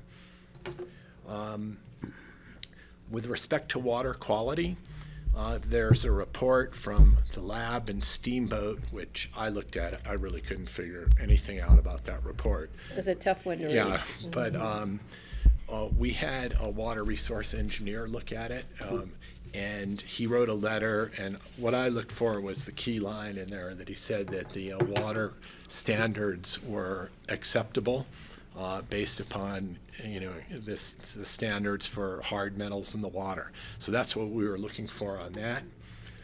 With regard to the public awareness program, I'll pass these around. We talked to Suzanne about this and looked at various things and came up with kind of a multifaceted program for the public awareness. You know about the documentary video, the plaque on the side of Castle Creek Road. We think the best place for that plaque and the most where you get the best views is there is a pull-off just up valley of Conundrum Creek Road, just up valley of the entrance to the ranch on the old ranch road. And at that vantage point is probably the best view of the ranch. You can look across the pasture and up valley, and there is adequate room in the county right of way. There's kind of a rural pull-off there now, and it could be improved a little bit. But we think that's the spot where the plaque ought to go as you are coming up valley because of the vantage point across the pasture.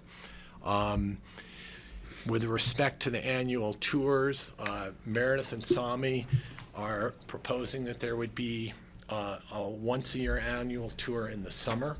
It could be run by the Historical Society or the Aspen Valley Ski Club. They would permit the people that participate in the tour to come on the property, to go up valley of the lodge above the pond where you really get the best vantage point of the lodge.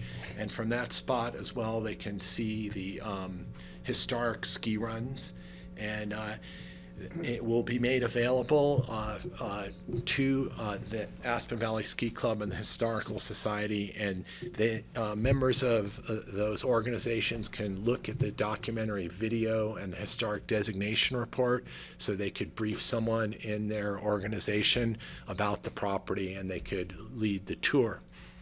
The brochure we just handed out was an idea that Sarah Adams came up with. The thought was that this brochure could be available at the Ghost Cabin in Ashcroft or at the Aspen Historical Society in town, so they could say, look, if you're interested in a trip to Ashcroft, here's a brochure that tells you a little bit about the lodge, and it has the distances from town and the distance from the Ghost Cabin down valley to the lodge. So that brochure, we'll edit it and clean it up. Susanna will give us some comments, and then we'll make many of them available to the Aspen Historical Society so that they can put them both at the Ghost Cabin and in town. A final idea on the public awareness is the Meredith and Sami have agreed to donate $15,000. At first, we thought we would give it to the Historical Society. This was Susanna's idea, to establish a website of Picken County's historic properties. So if someone wanted to go online and look at all of the historic properties in the county, they would be available on a website. I think this will be seed money to get the website going. It's $15,000.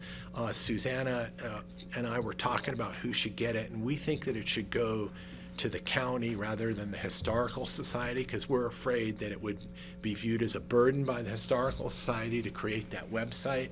And if the county has the money, I just think it might be a good project for an intern or somebody to set up the website and put all of the historically designated properties on that website. So that was our proposal for the public awareness program. With respect to the resolution of approval, we've reviewed all the language in the resolution. Leslie, I noted a couple things with the sheds, and Leslie corrected that, but the language in that resolution is acceptable to the applicant, and we're prepared to take questions or open it up to discussion. Yeah, bring it back to the board. Greg? Yeah, thanks. Welcome. Glad you're here. I was just wondering, how does the annual tour work? Does that get written into the documents? Is this an obligation for every owner through the future, or is this an optional thing that can be discarded after a few years? Or I'm just wondering, how does that become part of the obligation of the landowner? We see it as an obligation of the Loring Inkinen family that, while they're the owners of the ranch, they'll make that available to the Historical Society and Aspen Valley Ski Club. We can put it into the resolution. We can put it in the development agreement. There is a development agreement for this property.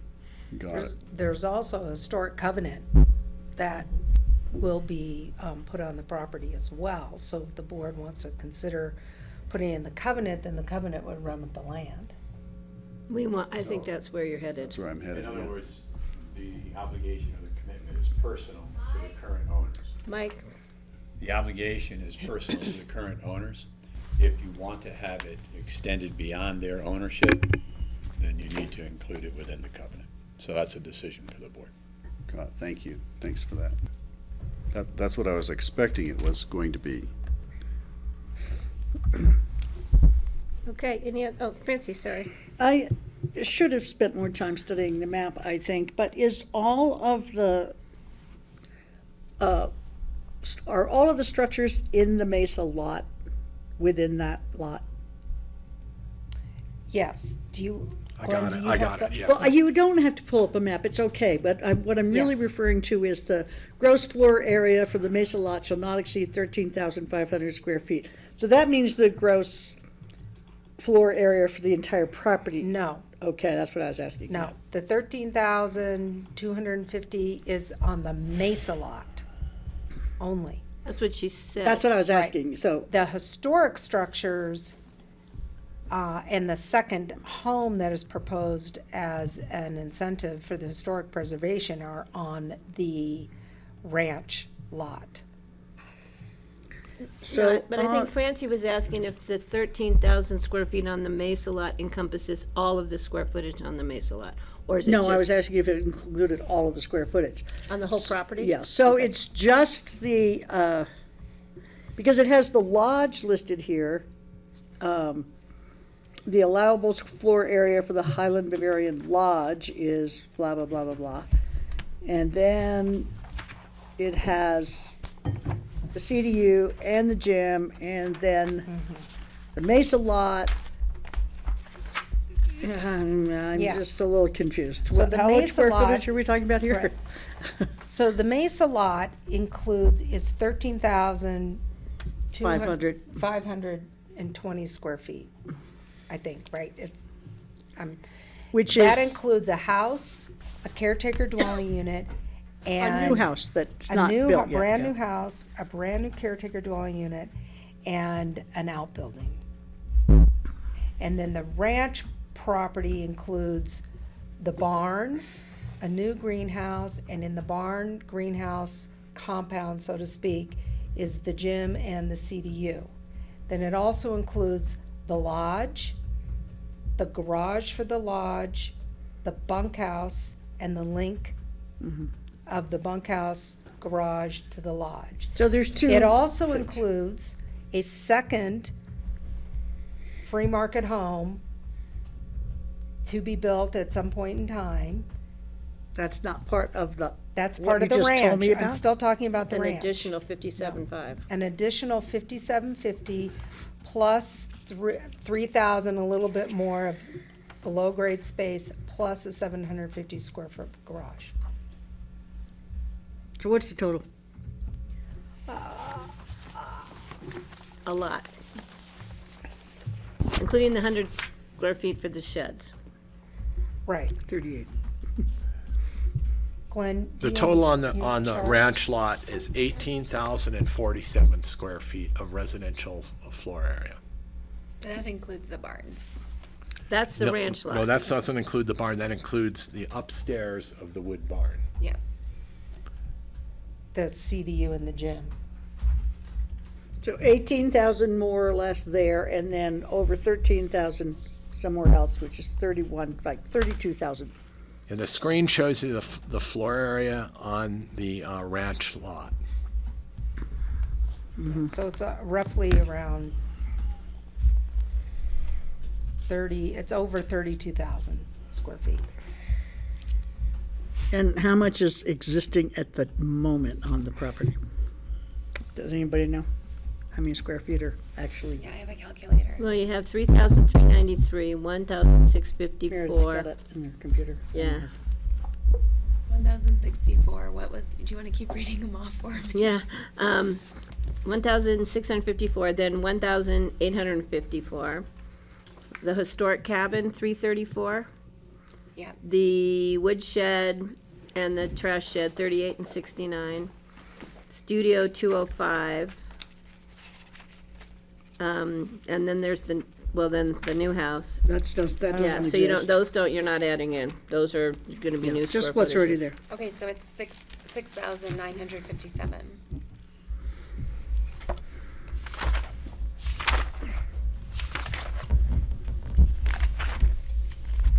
So, question, you call it a free market house.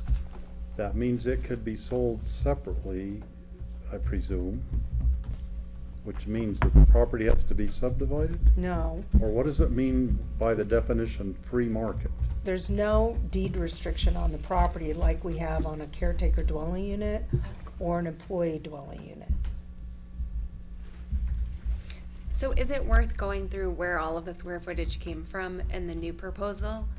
Because I don't want us to get bogged down by it, but remember we had the 5750 on the Castle Creek parcel, and when we sterilized it, we moved that building right, which exists now, over to the Mesa. And then for the historic designation, they're allowing us the 5750 on the ranch lot. Plus they're giving us a bonus of the underground, 3,000 for the basement, plus something for our garage and link right now. And they're also giving us 7,000 on the Mesa parcel. Who's they? I think that's from the historic designation.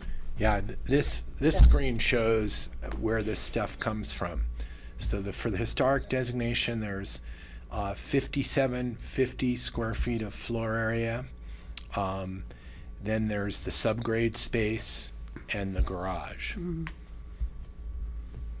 But that's plus, there's a 7,500 that's being provided on the Mesa lot. Yeah, the Mesa lot's the 5750 that comes from the Castle Creek parcel across the creek, plus the award of 7,500 for the historic designation. Plus, then what Glenn just read you, the second house on the ranch. And Steve's question was, could the separate house, the 57.5 house on the ranch, be sold separately? But it So can't. just I mean, that seems like a funny, it sounds like it could be sold on The free on a market. Like meaning it would be subdivided out of the property, but maybe we need a different definition for free market. It's non-deed restricted, or, makes some name. John? It just confused me, and it'll confuse people forever as long as it's in the Right, land but- use code. It could be condominiumized. Could it not? Land condominiumization is definitely possible. Without subdivision. Correct. What? Under Really? Kiowa, right? Though Susanna Reed is also suggesting it could be in the historic designation covenant, that it could not be condominiumized, correct? Yeah, I mean, if the concern there is that type of event, then typically we would blanket it with no future subdivision, condominiumization, or other parcelization of the property as currently described. But the Mesa lot can be sold separately. This proposal is for a subdivision that would create the Mesa parcel with the development allotments as we've just described. The ranch parcel becomes a separate parcel. The Castle Creek parcel has already been determined to be a separate parcel, but it will have a conservation easement on it. So can we just anybody say could that- buy it, but they can't do anything with it. Right. So can we just say that we won't be able to do the, like, condos on it? What? We could write that into the historic covenant, because that's where the historic doesn't, I mean, that's where you're getting the 57.5 from. So I think that would make me more comfortable. Me too. I was gonna say that the way it is now, it looks like it will all be developed so that you could sell it for 10 times the amount you bought it for. And, you've indicated that that's not what you're doing, but that's what it looks like when you can sell this and then you can sell that, and, it's. But Francie, I just want to be clear, when the subdivision is recorded, the Mesa property is a separate parcel to be sold or kept or whatever. My concern is the 57.5 quote-unquote free market, because that's part of the historic incentive. And so we could put it in the historic covenant that it not be subdivided off or condominiumized or whatever in the future, right, John? Is it the intent of the board not to have the property divided or held in different ownership? Which property? The the property that it will be covenanted with the historic covenant. Which is the ranch lot parcel. Remember, we were That's an interesting question. At some point in time, I'll get a covenant to review, and so I want to make sure I'm clear on the intent and that it's expressed on the record. That's all. Yeah. Steve? Thinking about it. I think that we should keep the 5750, the free market house, with the historically designated house in one ownership, without the possibility of being separated in different ownerships. because that would, I think, lend itself to ensuring that the historic properties of the lodge would be better taken care of. If you have a different owner there in that house, and the owner of the historically designated lodge might or might not be living there, or maybe they're living, maybe that's their second home, then the property, I don't think, would be taken care of as well as if the person who is in the new house is the one kind of managing the stewardship of the historic house. That's my feeling, that I'd rather keep them together in the same ownership. And I think Meredith stated she was okay with that. On the ranch lot. Right. Yeah. On the ranch I lot. think so. I mean, I don't necessarily agree with your logic, but I think so. And the I mean, Mesa like- parcel is on its own. Yeah, I think that's fine. I don't see, is there any reason? I just can't imagine that an owner of the lodge would want to sell the house off right next to it. Yeah, because I mean, the whole thing is, the reason why you would buy up there is to have the big property. So I think I'm fine with that. So Susanna Reed Susanna, you need that mic over, so thank you. She's good, she can just tweak. Is that okay? Susanna Reed. Glenn, can you show the conservation map again? I'm sorry to interrupt. I just thought you could do it while you were talking. Sorry. I've got it here. I was just going to say that it has been our practice since the original historic preservation ordinance was written to keep the historic building and whatever new development on the lot under the same ownership. I'm not sure if that's written in the specific covenants that go with the property, but I believe that there's some language about that in the actual land use code language as well. So we've never really had that issue come up. Mm-hmm. So right now I have two items we're looking at putting in the historic covenant. The issue about the tour and the issue about the same ownership of the incentive free market. Got him. And your issue about the tour was that it goes with the property, not with the owner? Right. Okay. Yeah. And the other change we have is the number 6 of the reso so far. I'm trying to keep track of what Yep, we're. Okay. And remind me the difference between the dark green, I mean, are they just different colors because the light green is Castle Creek parcel? Yes, that's it. Castle Creek's light green, dark Okay. green's the ranch lot Okay. conservation easement. So the ranch lot, and that includes the Mesa parcel now? No, the ranch lot, the easement goes down into the creek bottom. Mhm. If you look at this line right here, see this line, this mouse is jumpy. The white line right there. Yeah. Okay. That Oh, is the the Mesa lot. Oh, I see dividing it line now. Yeah. between the Okay, I'm Mesa sorry. Yeah, I lot see it. and the ranch lot. The ranch lot goes over the river and up the hill. Yeah, it goes over the river. Mhm. Actually, that's the creek bottom. It doesn't go up Well. the hill. So it's down in the creek bottom. So The ranch entire lot, creek mhm. bottom is in. That panhandle that goes up into the woods is part of the conservation easement, and then it crosses the creek and goes over to the road. And then there's the area down valley of the barn where that's in the conservation easement. Yeah. May I ask Glenn, while you have this map up, do you want to show, if you can, where you're proposing for the plaque? Oh yeah, I can do that. You see the plaque, this is a jumpy mouse, right there. Okay, that's where the ranch road, the existing ranch road intersects Castle Creek. You get a view in that spot across the pasture of the entire ranch. And there is ample room in the Castle Creek right-of-way there for cars to pull off. That's where all those cars used to park when people were going to Conundrum. That's where we pulled off when we went up there, right? Mm-hmm. Yeah. Yeah. I think so. And I appreciated No, the no, brochure. we pulled off a little higher up, right here. And if you remember, I said there was a fire pit there where some Right. guy was living on the site.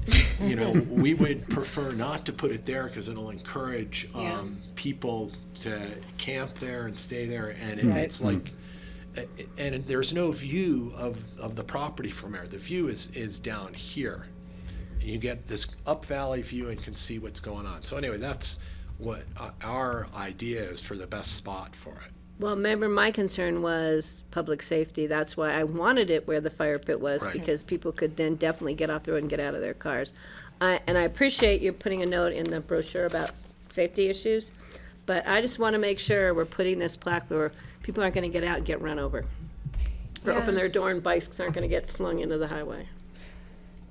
So, Well, I think the other benefit of having it down valley is that's where, like, a lot of people are going to Conundrum for the Conundrum Trail. So they miss it if you don't put it down there, and that's where most of the cyclists stop to take a break. But there is, like, you know, people park there in the fall at least. I see a ton of people yeah, parking just there. want to make sure we're not putting people You at know, risk. it's your right of way, Patty. It's the county's right of way. So maybe there's something where GR ought to weigh in as to what's a safe location and I would put the prefer plaque that. there. Get some weigh-in from GR. Yeah, I just don't want us to put a plaque and encourage people to Because if there needs to be put some themselves road at risk. base in that location, so it's clear that there's room to pull off, you know, then we can do that. I think there's room there, but, you know, I'm not the county engineer. Run it by GR, that would be great. There is road base on that part right now. All right, next from the board, any further questions, comments? Staff, we're good, we have those 3 issues, which I just gave to Leslie. Mm-hmm. I'm just looking, I think I have a condition of approval in here about the sign. I just want to make sure that we have the wiggle room right. Applicant, number 14, the conditions of approval. Applicant shall continue to work with the open space and trails and the historic preservation officer to locate and install the sign. Okay, so that gives us some flexibility. Do you want me to add, Picken County Public Works? Yeah. Yeah, or, yeah. That's under number 14? County engineer. That's, condition number 14. Okay. Okay. So, this is a public hearing. Continued public hearing. I'm gonna open this up to members of the public. So I think we might have had somebody.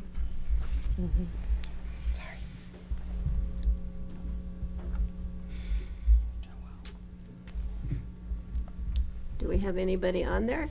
Oops, I'm getting everything else but that. We have Joe Wells. And if Joe wanted to speak, anybody online, just star 9 to raise your hand.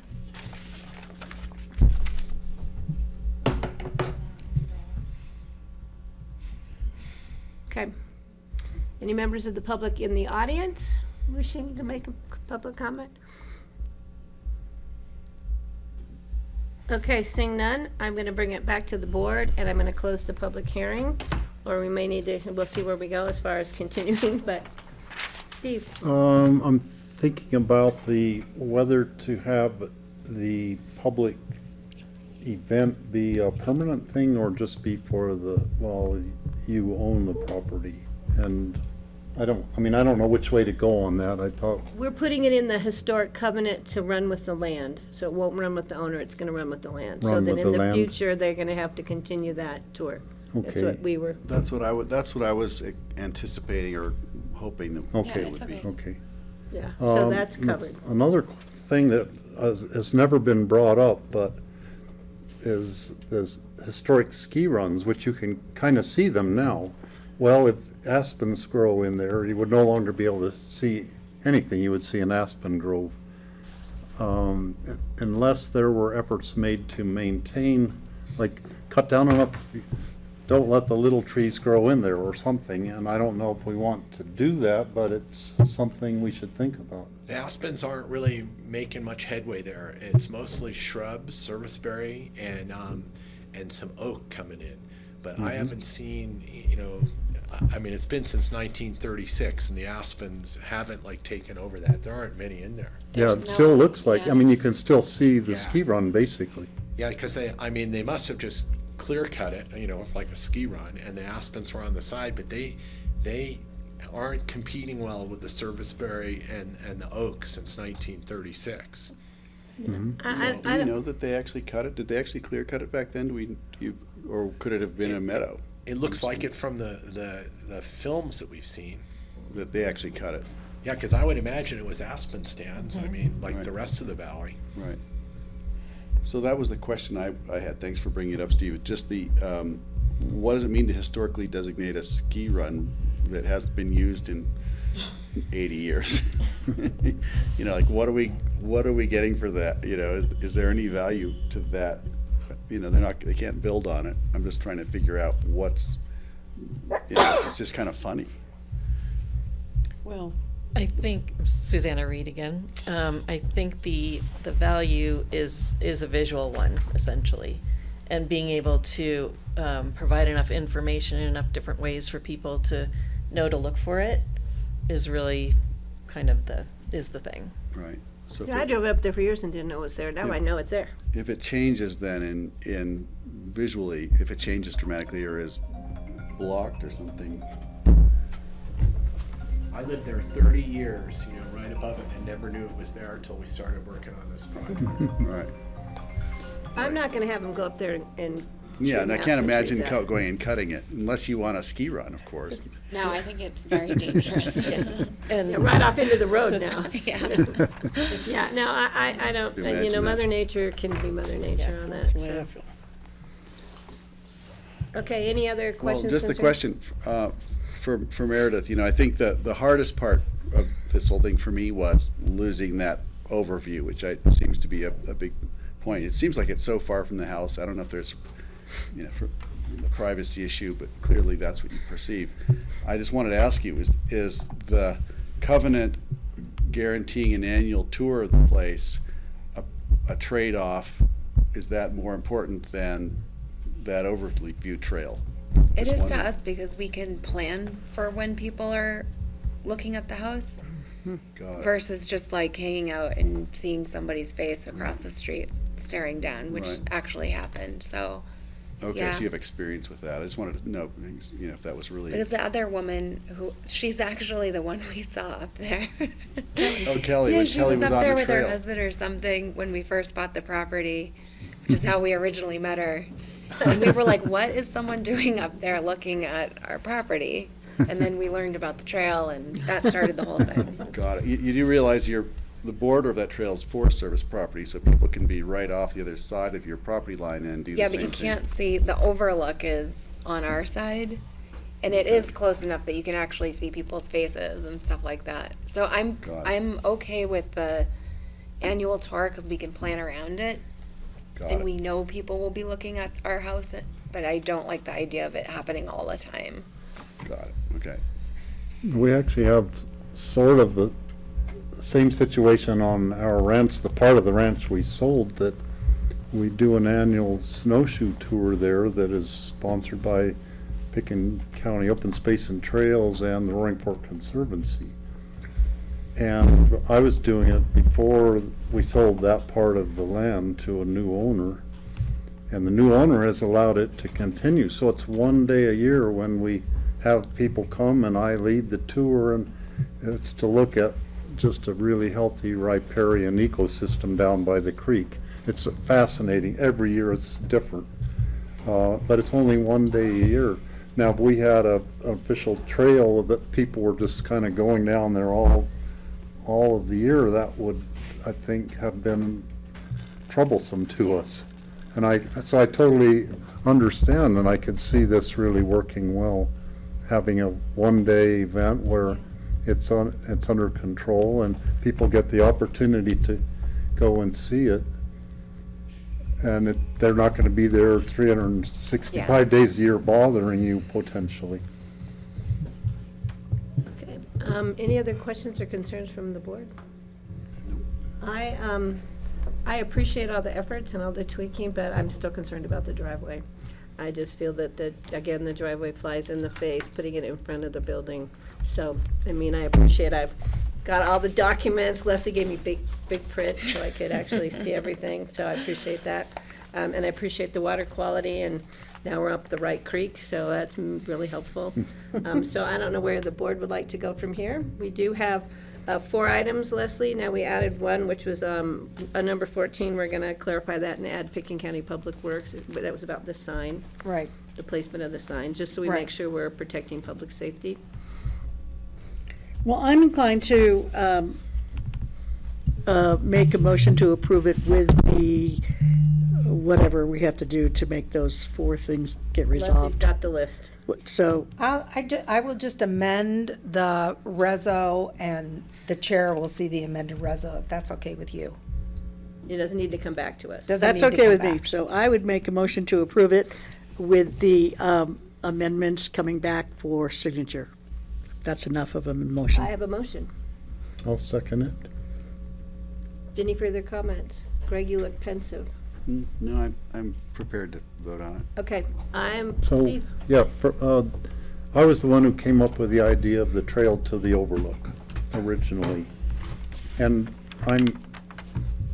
I hated it when I saw you took it away, but I like the idea of, what you're replacing it with is the one-day tour, which, I mean, to me, that's a fair trade. I think that's a good compromise. Leslie.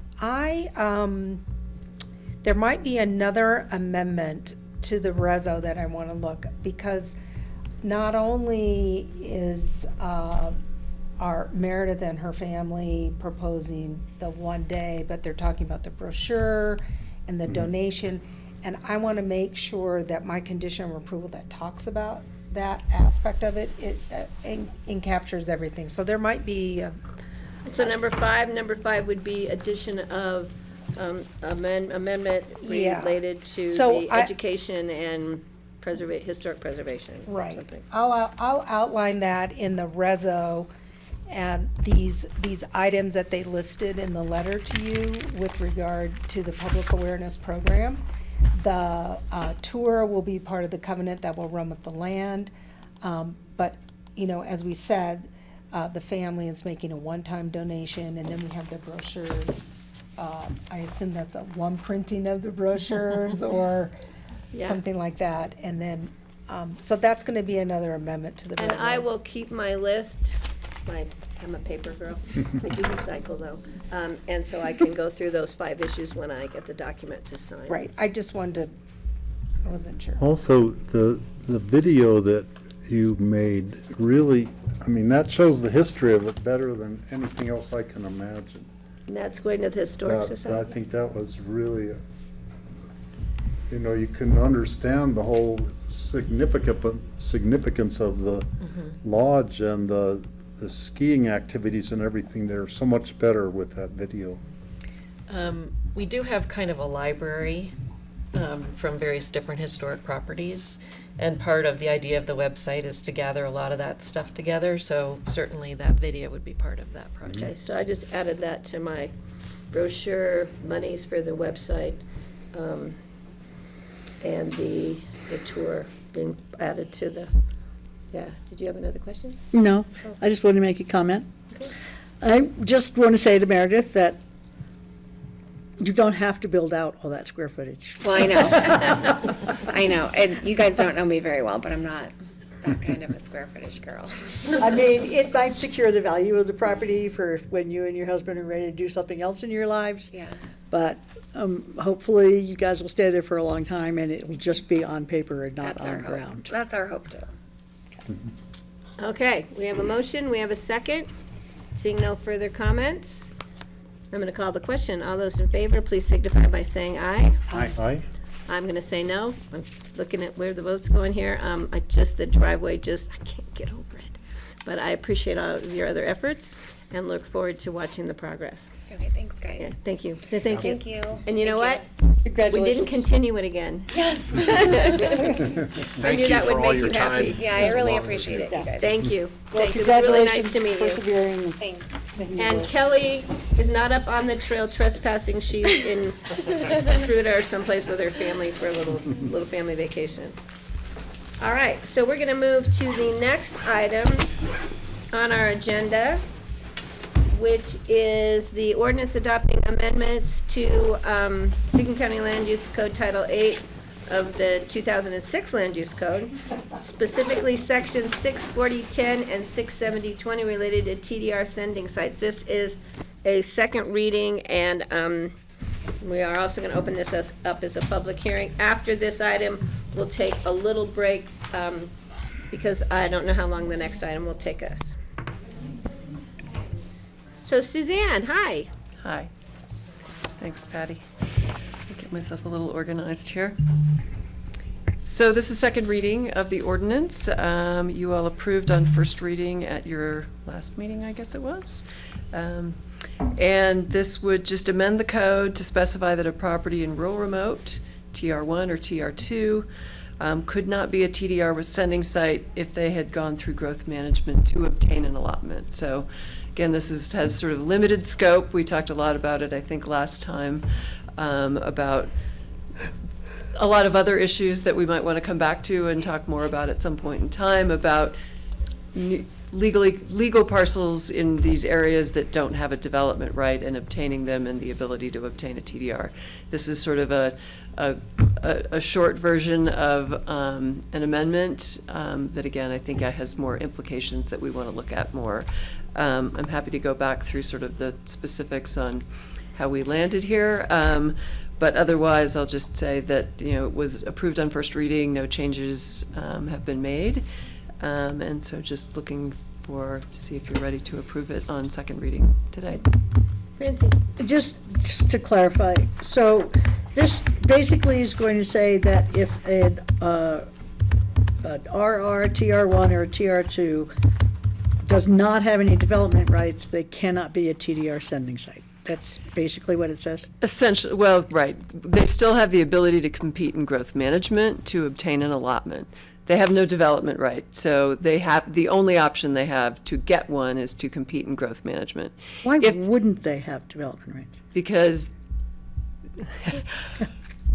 The long story. That's what the code says. Because that's, And it says that because we are concerned about land exchanges that are processed and approved through other governmental entities than ourselves, namely the state of Colorado or the United States. And if they do so, they could be dictating to us where development occurs or how development might occur. This way we can jump in front of any kind of land exchange or acquisition or small tracts exchange or action that the federal government or the state government might do. So then if you go through and compete in growth management, you can't come back in and say, now I have a development right, now I want a TDR. Right. That's what this accomplishes. Great. Francie. I told you we'd be getting there. We're getting there slow, but. She's starting to like Baby this job steps. finally. So Baby this steps. is, I am gonna, just to clarify, I don't know, so I'm going to make this a public hearing. I'm gonna open it up to members of Yes. the public. Any members of the public online who wish to comment on this item on our agenda? Seeing none. Anyone in the room wishing to comment on this item on our agenda? Seeing nobody looking like they want to comment on this item, I'm going to close the public hearing and bring it back to the board for discussion, comments, or motion. I'll make a motion to adopt the amendment to the 2006 Land Use Code, Title 8 of the Pitkin County Code, specifically, easy for me to say, Section 64010, 67020 relating to TDR sending sites. I'll second. I have a motion, I have a second. No further comment. Thank you, Suzanne. I'm going to call the question. All those in favor, please signify by saying aye. Aye. Aye. Board 10? Great. Grassroots, we're going to take 10, reorganize the room, and get ready for Mr. Ireland, I believe, yes? Okay. Okay, thanks. 10. That's usually the right answer.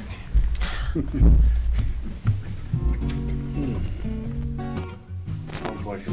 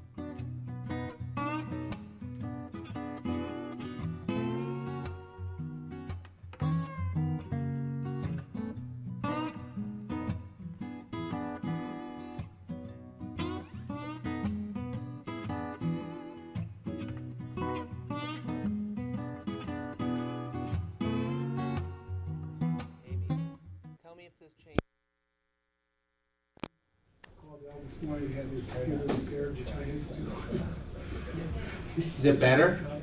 It's a good idea.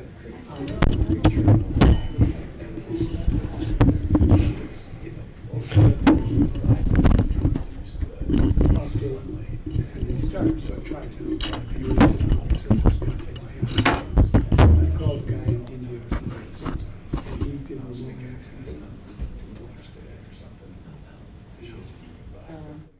okay, let me check the controls on this one.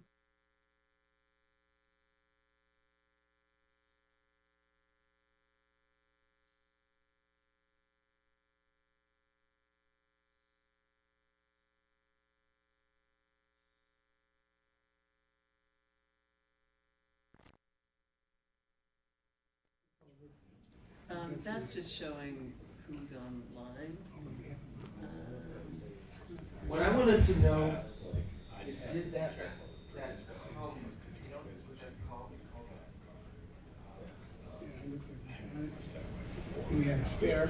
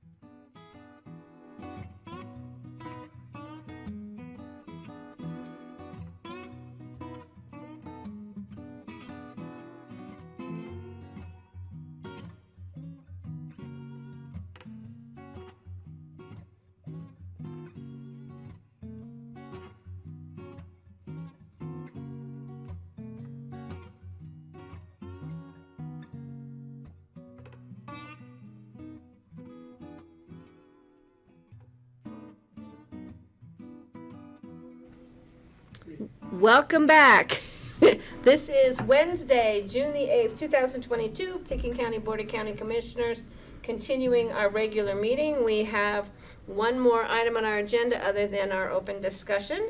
This is an item on the Conundrum Creek LLC appeal of employee housing impact fee, and this is a one reading public hearing. So I'm turning it over to, I don't know, which one? I get to jump in. Okay, we've Ross got Ray here to- Neely here from the County Attorney's Office, Suzanne Wolf from Community Development. And Mick Ireland, I believe, is representing the property owner. Yes, I am. Perfect. Great. And Lenny's just here as backup. That's it. Nice to see you, gentlemen. Okay, Suzanne, please. Okay, thanks, Patty.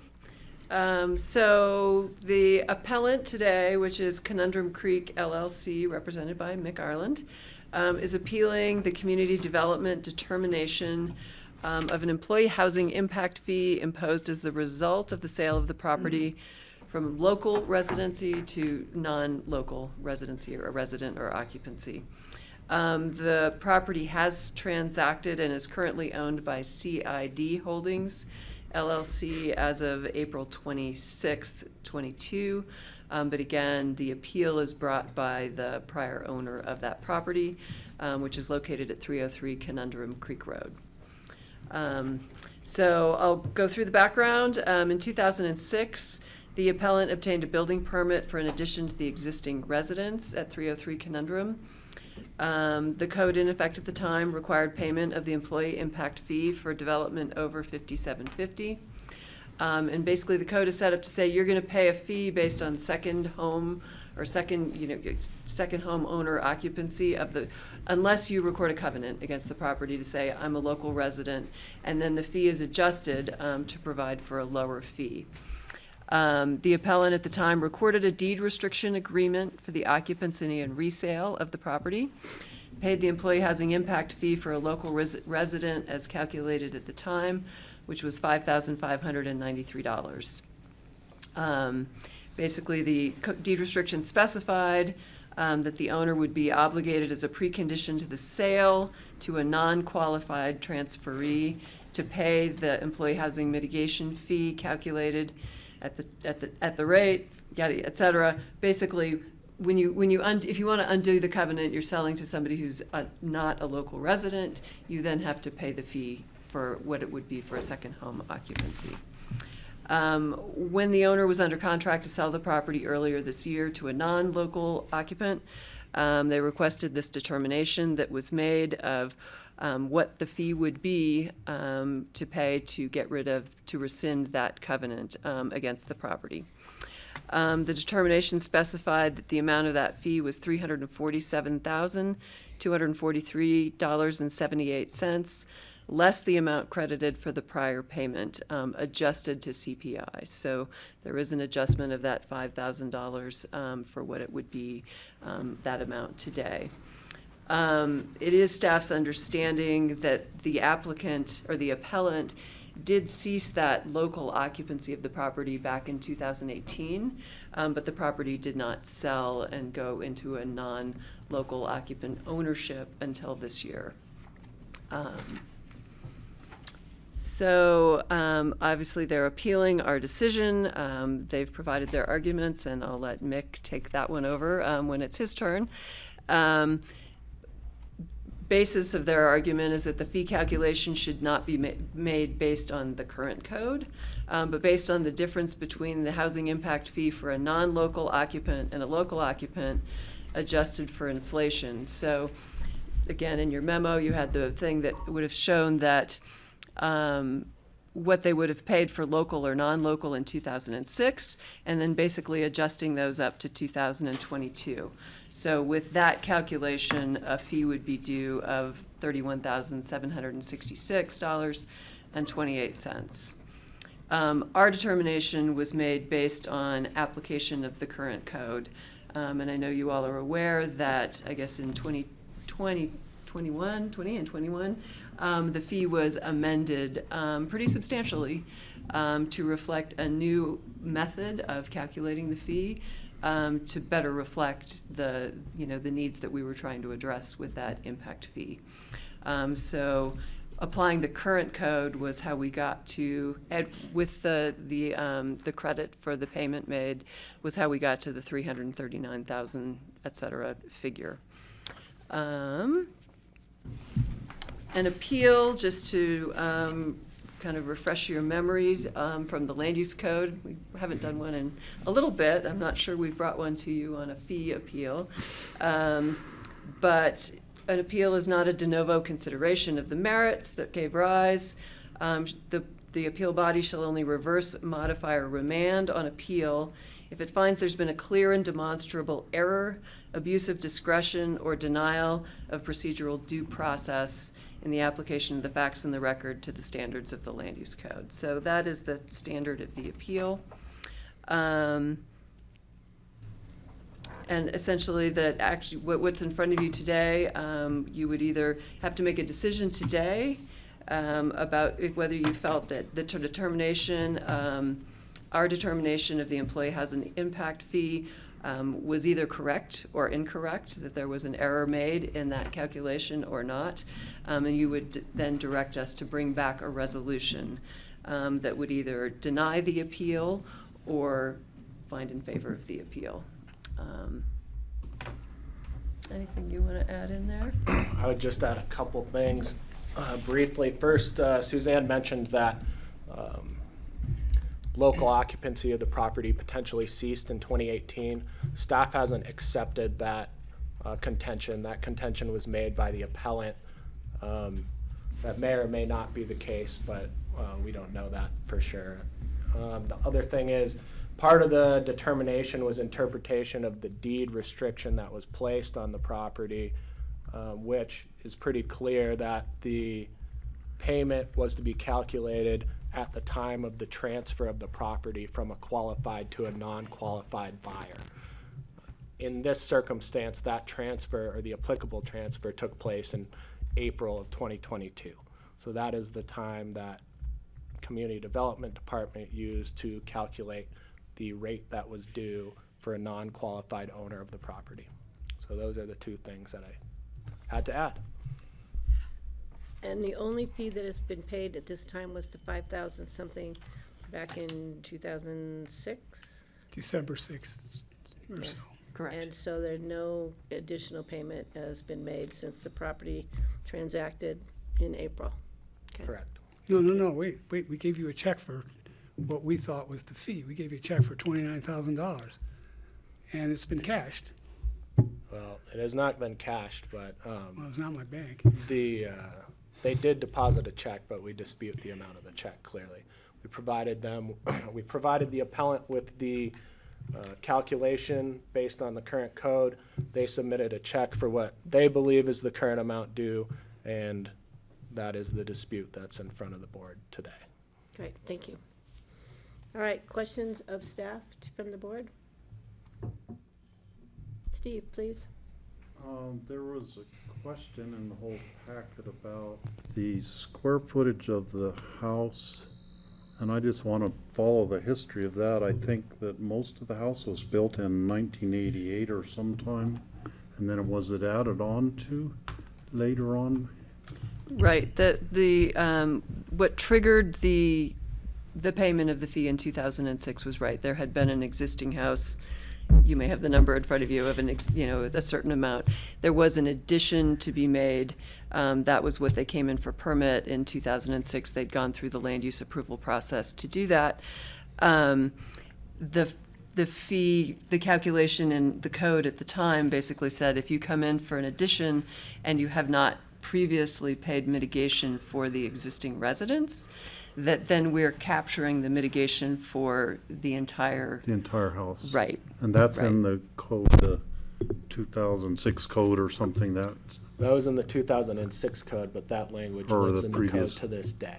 Okay, so it was capturing, okay, that answers my question. Yeah, I was curious about why when the house had been built earlier, or the bulk of it, why was it the fee being applied later on?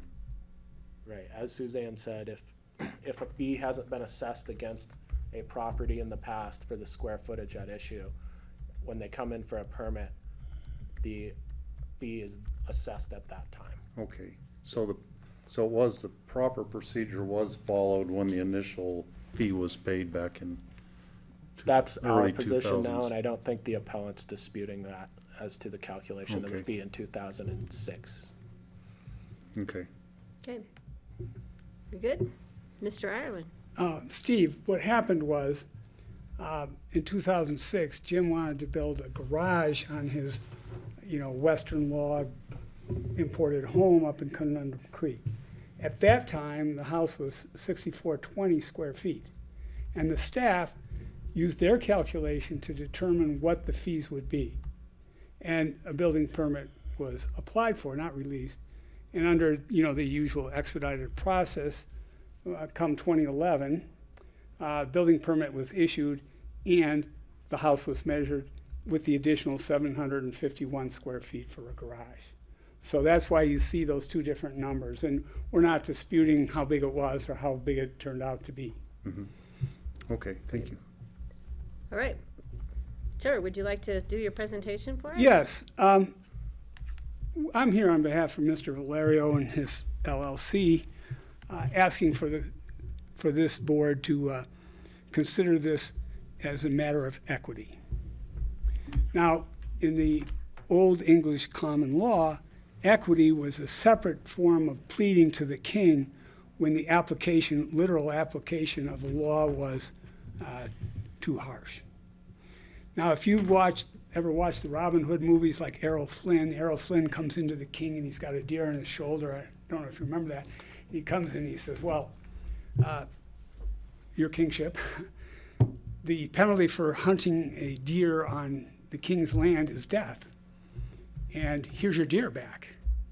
And he asked for equity rather than, capital punishment for taking a deer. And what we think we have here is capital punishment for not paying a fee at the time in 2006 when Mr. Valerio didn't have the cash. He was, as many of you understand, land rich but cash poor. And he had put everything into this big log home. So outside your courthouse, you see blind justice. And the legend has it that justice was intentionally built as a blind statute because the miners wanted the justice to look not just at some cold, hard words or facts, but at the whole picture, at the fairness of what was happening. And so they paid $250 for that statute. You see that's about $8,000 today, adjusted for inflation, not CPIW, which we'll talk about, but just CPIU, the regular inflation rate. But it's an $8,000 statute. And the point was, justice requires you to look at more than a strict literal interpretation of rules. So the facts are pretty simple. And I think Suzanne has most of them right. Jim was offered a local special. And the local special essentially said, you can't pay this whole fee now. You're building a garage and somebody wants $30,000 back then for a garage as a fee. That was a lot, and it was a lot because the code required him to pay mitigation, not for the garage that he was adding, but for the entire house that he owned. So that's what ramped it up to $30,000, was probably a bigger fee than the cost of building a garage in 2006. The deed restriction referenced in the land use code defined the amount of the fee according to a mathematical formula based on the size of the house with the garage and predicted job generation construction as a second home. And I was actually at one time involved in creating that kind of formula. We're not here to dispute the validity of the current regulation as it's applied prospectively to people coming in. We're here to ask for consideration of the fact that when we signed a deed restriction, or when Jim signed a deed restriction, that deed restriction had multiple references to how it would be calculated upon sale. And those references all said, 12 of them, and they're in my presentation, they're in your packet under Exhibit E. All of those references talked about, okay, when you come in to pay the remainder of your fee, it's going to be adjusted upward for CPIW. Now that seems fair, that the county wouldn't lose buying power over the 16 years between the time of the deed restriction and the sale. And so Jim agreed to it. And what we think is unfair, manifestly unfair, is that his expectations, and I'm sure the county board's understanding at the time was, somebody was deferring a fee and would be paying CPIW adjustment when he came in to pay. Okay? Now there's one other small point. When you read the code, the current code and the old code, it does say when use is changed, the fee becomes immediately due and payable. And Rye said, well, they didn't agree that Jim moved out in 2018, but we're not here to have that hearing. But he did. And then his fee would have been payable then, and we wouldn't have this problem. He would be overdue, but he would be subject to the code as it existed then, and we'd be paying by CPIW. But what we're saying is, what we're here to talk about today is an 11-fold increase in a fee that a reasonable person looking at the code, looking at Ordinance 23, looking at John Ely's staff memo of April 25, 2005, right before the meeting, looking at the draft language attached to that staff memo, and looking at the final language as adopted and codified in the code, anybody looking at that would say, okay, I've entered in deed restriction, which requires me to pay a fee, the unpaid portion of the fee, adjusted for inflation. So what we're here is to ask the BOCC to abide by the understanding of the parties, by the spirit of the original agreement, and charge a fee based on the code as referenced by the deed restriction at the time of signing. Nothing in the deed restriction would tell a reasonable person signing it and reading it that the land use code would be subject to an 11-fold increase in the fee rather than a stated measure of inflation. Deed restrictions. You just had a hearing and it involved a covenant, the magic word, covenant, deed restriction. All those things have their origin in English law. And English law was very particular about the restraints that you could put on property, but once you did, they were permanent. They weren't subject to change. The king couldn't come along and say, oh, well, you know, I've adopted a rule that's generally applicable. No, the deed restriction stuck. And deed restrictions then might be no smoking on the property, no alcohol on the property, no dancing on the property, no female ownership, all kinds of things. That was the nature of a deed restriction, and it was so formal that when you bought property, you didn't go to a closing office, you went to the land, and the guy had to turn over a clump of earth to you to signify that you have acquired the property. Now, we're all familiar with deed restrictions. You just dealt with one. And I didn't get here for all the details, but basically somebody's agreeing they're not going to develop the land and you're going to give them certain development rights and they're going to keep the rest of it sterile. Okay? We don't think it would be fair to go to that last applicant and say, oh, well, you know, we really need to build some housing on that vacant land. Or we gave you too many development rights and so we're down something. We wouldn't think that was fair. If you live in affordable housing, which I do, and that's a picture of my neighborhood, I'm limited in my appreciation. I can't sell it to other than a qualified buyer. I have to occupy the property and use it. All kinds of rules. And I don't, whether you could legally or not and say, well, this is a general rule of generally applicable rule, you couldn't come along and say, well, Mick, you've got to sell it when you're 60. People have suggested that we change that rule. Or you're getting too much appreciation. Or you've got 2 bedrooms and each of them have to be occupied by 1.5 persons. They can't do that. If they could do it, you wouldn't allow it. It's not fair. You're a rancher or a large landowner. You know, Connie Harvey, John McBride, Les Wexner.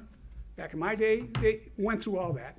And basically what happened was there was a large parcel of land, and the landowner was guaranteed a certain number of units, maybe fewer than he or she could have gotten through a lengthy process, but guaranteed a certain number of units and a certain amount of square footage in return for an agreement not to develop the rest of the property.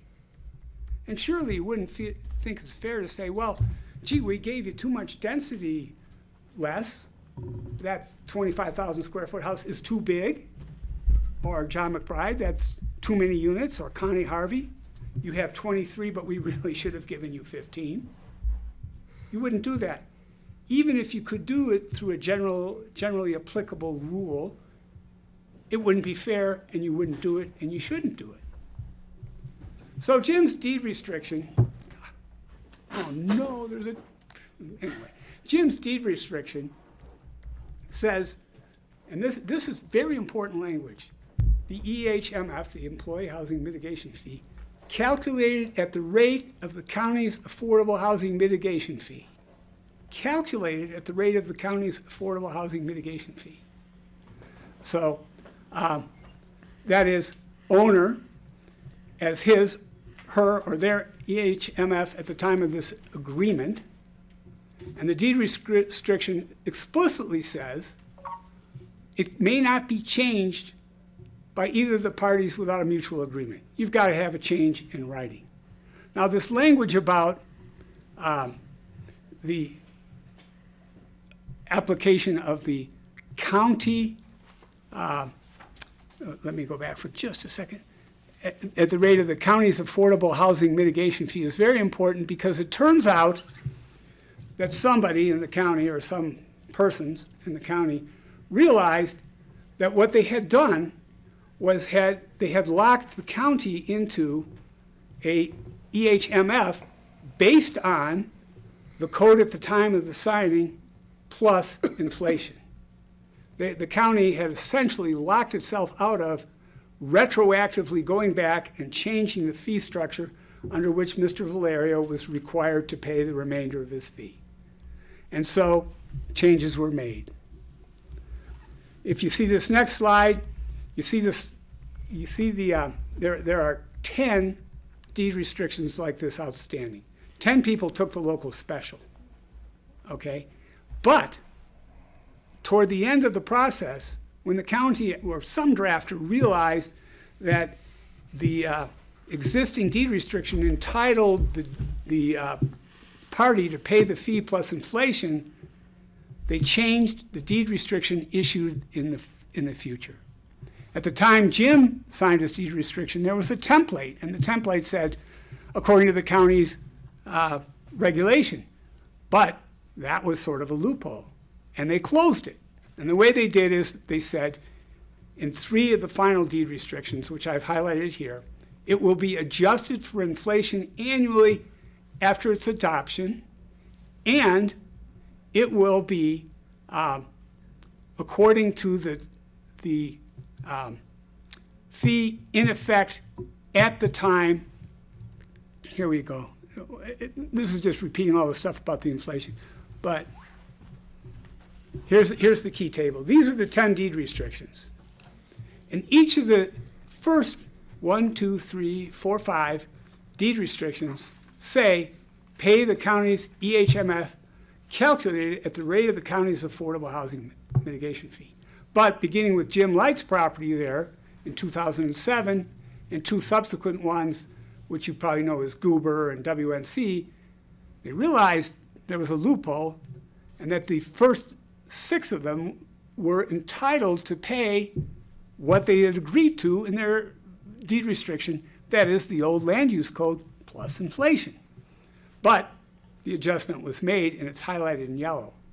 Paying to the county an employee housing fee calculated pursuant to the provisions of the ordinance relating to second homes in effect on the date of payment. Now that's different. That's not according to at the rate of the county's affordable housing mitigation fee, which Jim and other signers understood to be Ordinance 23, John's memo, the draft ordinance, and the code language.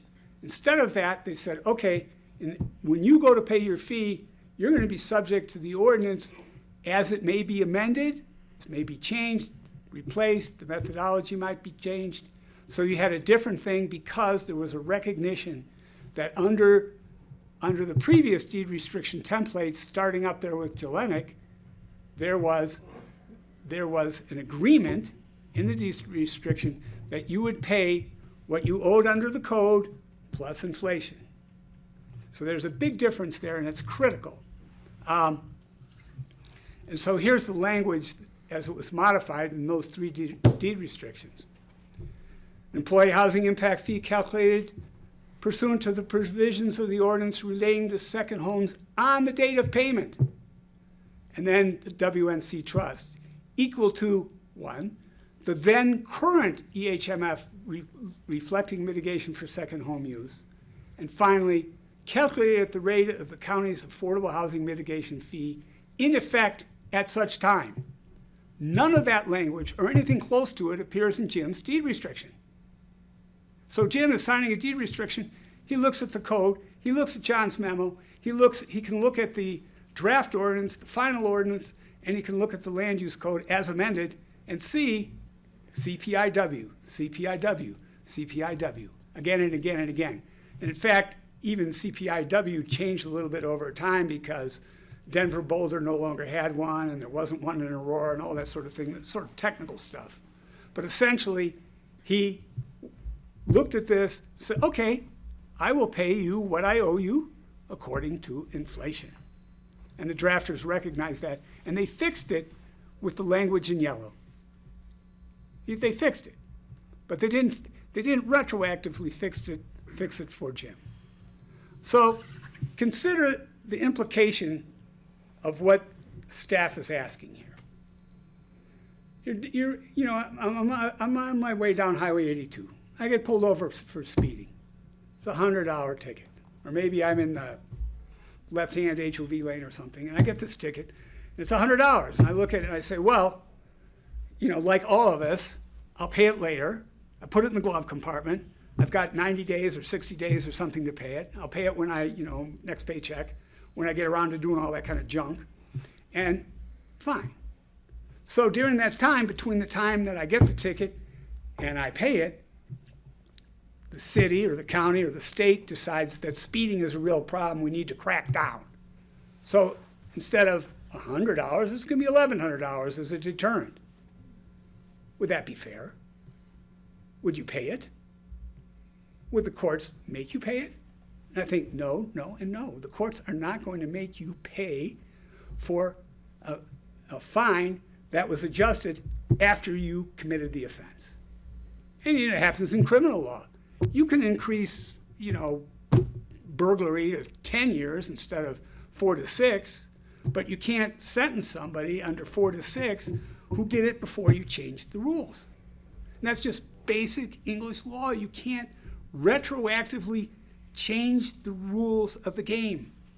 You can't do it. And if you could, nobody would let you because it's not fair. All right, suppose you get a notice from the IRS. And the IRS says, our computer shows that your holdings in Florida had a capital gain of $10,000 in 2016. Now, you didn't know this. They don't always tell you. Believe me, I practiced there. You get these notices. Okay, I have to pay the capital gains rate now, so I amend my return. But I don't pay it under the rates of 2022. I pay it under the rates of 2016, when the deal went down, when the thing was committed. Suppose you go to a car, and this was done to people a lot. And now there are rules in the federal government against doing this. People didn't have any money, and they went to buy a car, and they paid 10% down on a local special. So you give them $500, and you drive off the lot, and the agreement is, look, when you get the money, when you sell the car, you pay $500 plus inflation. That way the dealer gets what you all originally bargained for. That was a $500 car and the unpaid portion. And you come back to the dealer and say, well, I'm going to sell the car now, and here's what I owe you. It's the unpaid portion plus inflation. Oh, no, that'll be 11 times as much. That'll be $5,500 because while you were out there using the car, we changed our methodology here. You didn't know it, and we never told you we could do that. And you didn't expect it, and I didn't expect it, but that'll be $5,500. Would you do that? could you do that? Now, under federal law, you can't do that. But even if you could, would you? It wouldn't be fair. You would, excuse me, We're pushing, if you can hear the high-pitched, we're pushing too is that much. me? Am I high pitched? No, you're I too thought it was a far little away, worse. so I'm We didn't pushing get any too of that. much. Could you start over? Anyways. You know, if I start over, Greg, it's gonna sound like Alvin and the Chipmunks, believe me. You're not gonna like it. It's, I'm not going to allow I'm it. still trying to So imagine you in green tights with a deer over your shoulder. well, you know, I'm not going to That even is go not a there. stretch. That is not a stretch for me. Greg, we're just friends, okay? And green tights, we'll save that for St. Patrick's Day. Okay, the staff memo describes the revisions as a law of general applicability. But does that mean that the county or the city can pass a law of general applicability and alter my deed restriction on my house so that I get less appreciation because they need the money, or they need somebody under 60 living there, or because I need to have more roommates, or because I should be in there 10 months a year instead of 9? Maybe they could do that. Would you allow it? I would hope not. You know, when I voted for each of you, I didn't expect that that's what would happen, that you would, you know, undo deed restrictions, or you would call the previous applicant and say, you know, that was quite the deal, but we're gonna allow some development on that open space, or you got too many units the first time. So Jim Valerio agreed to pay an EHMF with a partial deferment. There was simply no way he or anyone else could expect a change in the language of the deed restriction, the John Ely's memo of April 25th, Ordinance 23, the Land Use Code, the draft ordinance, all those called for a CPI increase, and that would be rendered meaningless by a new methodology. Now, I understand the new methodology. The new methodology said, well, we're going to base the unit replacement cost not just on unincorporated Pickens County housing sales, but sales within the city of Aspen and the Snowmass and Basalt. And we're going to ask for 100% of AMI instead of 80% of AMI. And we're going to ask for 100% mitigation, not 60%. I understand the rationale. That may be necessary. It may be a good idea. But I don't think it's fair. It's not right to blindside somebody who 15 years ago, in good faith, and a board of county commissioners, who in good faith agreed, you're going to pay your unpaid portion plus CPIW. Not 11 times is not much. $320,000 in mitigation because somebody built a garage in 1967. You know, what's that, $50 a square foot? That's a lot of money for a garage. Even if, you know, he did get the expedited process and was approved within 5 years. But that is a lot of money that nobody could possibly expect.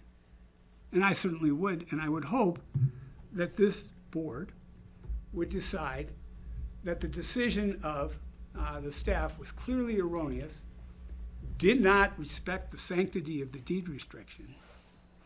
It was clearly erroneous, and reverse that decision and have Mr. Valerio pay the amount of money that everybody expected in 2006 would be due. That is about $30,000 when adjusted for inflation. And inflation appears in there 12 times. It's not an accident. It wasn't something that Jim dreamed up or his lawyer thought of after the fact. It was something real in front of him. You know, rate of inflation, rate of inflation. Okay, I don't have the money. You know, land rich, cash poor, some of you know about that. And so I'm going to take this deferment, not expecting I'm going to get sandbagged for 11 times as much. And I'm very happy to answer questions. Jim's present here. If you want to ask him anything, he's available by Zoom, and I would welcome any questions. Board have questions for Mick or for staff? Well, I'm working on it. Okay, it's a public hearing too, so we got some time. yeah, Roy, you had mentioned that the language is clear in the covenant about at the time of transfer to the new owner. So I'm sort of puzzled by part of your presentation, actually, Mick, that it's a deferred, you're paying just a portion of it and expect to have to pay more in the future. If Mr. Valerio owned the land forever and lived in it forever, he would never have to pay the additional fee. It only would come when he sells it to someone who is not going to be the primary resident there, that the fee would have to be paid. So I'm kind of puzzled by this, the whole thing of the deferred payment. And I can understand why you'd be puzzled. yeah, and then the wording of the at the time of the sale, or at the time of transfer. Right. Mr. Ireland's presentation made a lot of references to English law. Well, here in Pitkin County, Colorado, we apply American law. And American law requires you to read the entire document and look to the words of the document before you start looking at any extraneous evidence that's out there. And the deed restriction at issue, the second whereas clause, says owner, who is the appellant in this case, agrees to restrict the acquisition or transfer of the property to qualified buyers, or to pay the EHMF, which would otherwise be applicable to the property if the owner did not qualify as a qualified buyer. And here's the most important part: calculated at the rate applied to non-qualified transferees at the time of transfer. The time of transfer. Wait, Mick. Go ahead, Ryan. That is verbatim what it says. There is a definition in that paragraph, a reference to the definition of non-qualified transferees, as that term is defined in this agreement at the time of transfer. That is what it says. The rate should be calculated at the time of transfer. Now, I understand that Mr. Allen disputes that. I will be careful here, but when I'm looking in the deed restriction now, I do not see a single reference to adjustment by CPI or inflation. Okay, all right. Let me just double check that for you. Yeah, I'm looking at the deed restriction in front of me, and under item number 8, it does says shall be due and payable at the time of the transfer of the property to a non-qualified transferee. Okay, so that's on item number 8, which is on page 2 of the covenant, of the deed restriction. So, okay, Rod, because I know Mick's jumping in, and Lenny, I don't know who you're representing or if you want to come up, and I don't know how much. So, Rod, can I let Mick respond? Of course. Okay, thanks, Mick. It says due and payable. It does not say at the rate in effect at the time of the transfer. That means Jim owes his remainder in the amount as referenced to Ordinance 23 in the Land Use Code at the time of transfer. It does not say the amount at the time of transfer, and that is precisely what the county drafters sought to fix right here in 3 of the deed restrictions. Pay the county's EHMF calculated at the rate of the county's affordable housing fee, not at the rate of the county's affordable housing fee in effect at the time of the transfer. No, the rate of the county's mitigation fee. And of course, the deed restriction does not recite everything in Ordinance 23, but Ordinance 23 and John's memo and the codification and the draft ordinance all say CPIW. You can't ignore the fact that the deed restriction refers directly to those for its calculation. It doesn't retype everything in Ordinance 23 into the deed restriction. It says, no, you look at Ordinance 23, and it's right there in the second paragraph, under Ordinance 2005-23. You look at John Ely's memo. John Ely's memo says adjusted for inflation. Both the amount owed and the amount paid adjust upward for inflation. That is the memo. That's what the Board of County Commissioners, you were there, understood that there was a fee and it would be adjusted for inflation if you passed this ordinance. And you did pass ordinance 23. And the deed restriction does not bind Jim to subsequent ordinances because it says simply at the rate of the county's housing mitigation fee, and a reasonable person reading that ordinance, reading that deed restriction, reading John's memo, reading the draft language, and reading the land use code at the time would see, yeah, I'm going to be hit up for CPIW, and understood that and agreed to it. And you, your predecessors, agreed to that also. And to say now that, well, gee, the ordinance doesn't include CPIW, of course not. It refers to Ordinance 3 directly. And Ordinance 3 tells you how to calculate that fee. John Ely's memo of April 25th tells you how you will calculate that fee.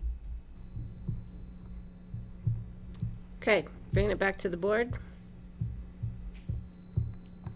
I think it's a matter of interpretation, and for me, it's the fee as calculated at the time of the transfer of the property, which would be based on the fee that's applicable at the time of the transfer.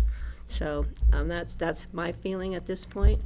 Mick's presented some good arguments, but I think we know that we've changed fees, and we also had an issue with 2018, and so if we're going to go by the deed restriction because of how Mick and Jim, Mr. Valerio, want to interpret it, then they should have understood that when he was no longer a current resident and local resident, that fee should have been paid at that time when he was no longer a permanent resident. So I'm going to bring it back to the board.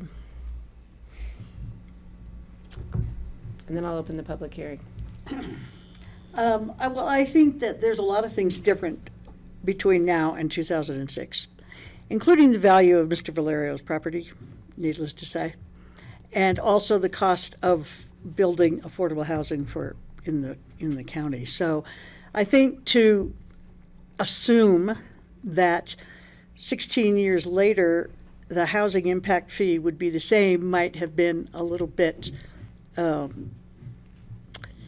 immature, to say the least, that everything has changed in the last 16 years in terms of property and real estate, and that probably it would have been cogent to expect changes in the housing mitigation fee, even though you think nobody could have ever expected that to happen. Well, certainly nobody could have ever expected the value of property to be what it is today either. So I think they go hand in hand, that we didn't expect those changes, you didn't expect those changes, but they happened, and for us to think that we can mitigate for employee housing at $30,000 is not reasonable. I'm going to open this up, if it's the board, I'm going to open this up to public comment. So are there any members of the public in the room wishing to speak on this item? Public comment is going to be limited to our usual public comment time of 3 minutes. We don't have anybody waiting online. So I'll bring it back into the room. And I'm not seeing any interest from the 2 other members of the public who wish to speak. Lenny, if you do, you need to come up to a mic. So somebody needs to bring a mic over for Lenny. There you go, Lenny. And sir, would you please give your name for the public record? Yes, my name is Leonard Oates, and in addition to Mick, Tom Todd with Holland and Hart and myself have assisted in connection with this appeal. What, English law, American law, what human being would sign a deed restriction obligating them to pay 11 times the fee that they could have paid at the time that they got the deferral? The deferral was put in place by this board, or the predecessor board, Patty and Mick were on it, to help out locals so that they could kick the can down the road. There was never any expectation that this would be 11 times, which I think, Tom, you calculated at an APR of how much? 128% per annum. Per annum. Now, nobody would do that. When you could go to the bank and borrow the money at that time for 4, 5, 6%. I mean, it just defies logic that anybody would have the expectation that the fee increase would be anything like what has been calculated by staff. Thanks, Lenny. Tom, did you want to say anything? I'm going to give you the opportunity before I close the public hearing. And not to pile on, but again, it's a question of contract interpretation and the terms and conditions of a deed restriction. As I read it, paragraph 6, clause B says the deferred fee is payable at the time of the sale of the property, but the way I read this, the amount of the deferred fee is calculated and known at the time Jim signed this. To think otherwise, that it would be an unknown number that would be up to the board or staff to figure out in the future, no reasonable person would have agreed to that. So I think it is an equitable issue to be seriously considered here. Great, That's thank it. you. So, Lenny's gonna. Jim's on Zoom. Does Jim want to make any comments? Mr. Valerio, if you would like to make a comment, we just need to have you unmute. Which is *6, correct? *6. Okay. You're good. You can speak.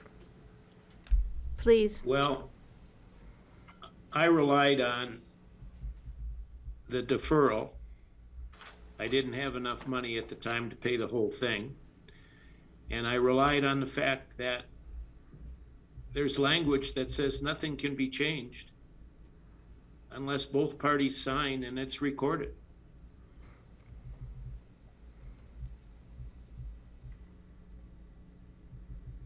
And that's my comments. I don't understand how they can apply today's mitigation. And I agree, housing's very expensive. I've built housing. I have employees in housing.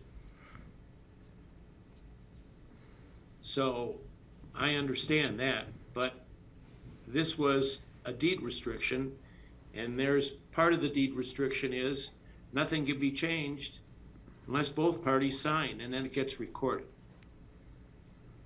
So I do not understand Ree's interpretation. And that's all I have to say. Great, thank you. Appreciate it. Okay, I am going to close the public comment period. Bring it back to the board. Mick, please. I'll be brief. The statute of justice recognized that contracts and agreements are more than just words, that you have to understand the intent and the parties' agreement to that intent. And it was clear that this board, when Patty signed this deed restriction, intended that the fee would be calculated under the land use code at that time, that there were 12 references to inflationary increase, and that staff over the years acknowledged that that was the agreement and modified future deed restrictions, and you see them right now 3 times, so that it would specify that the fee would be calculated at the time of sale, not under the code during which the deed restriction was entered. That was done to rectify the agreement as understood by Jim and 6 others. So they changed it. They knew that the only way they could collect a larger fee was if the deed restrictions permitted a change in the fee structure. Not, oh, surprise, surprise, we've decided to include Aspen property in our calculation of housing values. Now, I was on the commission many years ago. During that time, and since that time, I can't remember the county acquiring housing property and developing it within the city limits of Aspen. That'd be crazy. It's too expensive. It's always been too expensive. It didn't do that. But the fee was modified, and there was need for more money. We understand that. We don't oppose that. We just don't think it can be applied retroactively to somebody who in good faith entered an agreement that made a dozen references to CPIW. That's not coming out of thin air. That deed restriction in the second paragraph says Ordinance 23, 205-23. So you have a deed restriction, you look at 205-23, and what does it say? It says this fee will be adjusted annually, never happened, for inflation, CPI. That's what happened. And so Jim entered an agreement that he understood would cause him to pay more money, but it was a definite certain amount of money, and it was reasonable. He wasn't saying, charge me what you will when I sell this house. And you know, there isn't any evidence here to contradict his assertion that he moved out of the house before the ordinance was adopted. That movement out of the house, that failure to comply with APCHA standards of being there 9 months a year, you know, was health motivated, but that triggered the fee. As certainly as you ran a red light, it triggered the fee at that time, not at some future time. And so the fee should be calculated. If you won't accept our other argument, the fee should be calculated according to what was in effect at the time he ceased to be a local resident in compliance with the deed restriction. It's not fair, it's not right to say, well, yeah, you should have been fined on that, but we're going to punish you for not self-reporting. How many of you who have deed restrictions look at them 10 or 15 years later? You don't. I haven't. Why would you? You understand what it was and what it is. And so this is a plea for equity under the law.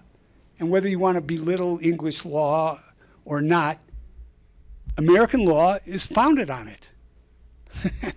All those people, all those founders, they were trained in English law. There was no American law. There was no American court system. They were a colony. So I think that it bears understanding where this stuff came from and where this agreement came from. It came from the party's intent to allow locals, 10 of them, locals, to defer their fees and an amount relatively certain until the time of payment. It does not say in the deed restriction that the fee will be calculated according to whatever's in effect at the time of sale. It only tells you when it must be paid. It doesn't say the fee will be charged according to what is in effect at that time, except for 3 deed restrictions that were revised to account for that weakness in the original deed restrictions that were issued. So I hope that you will understand this and abide by the spirit of what you, as a board, and what Jim, as a landowner, agreed to in 2006. Thank you. I have a quick question. Yeah, question, and then I think I'm going to call for an executive session. Yeah, I So, think we should. Francie and then Steve. Tom, would you reread that little section that you read about pay the deferred fee? You want to use the mic? He's got to have the mic. So in section 8 of the deed restriction, it says payment of sums calculated under 4B and 6B of this agreement shall be due and payable at the time transfer of the property by the owner to a non-qualified transferee.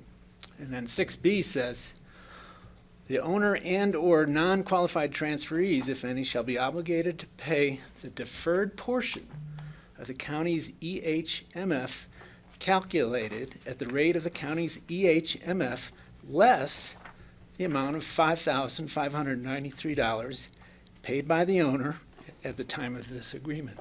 So the dispute is whether that means the what is it? Now or then, because it doesn't say in that reading. I see.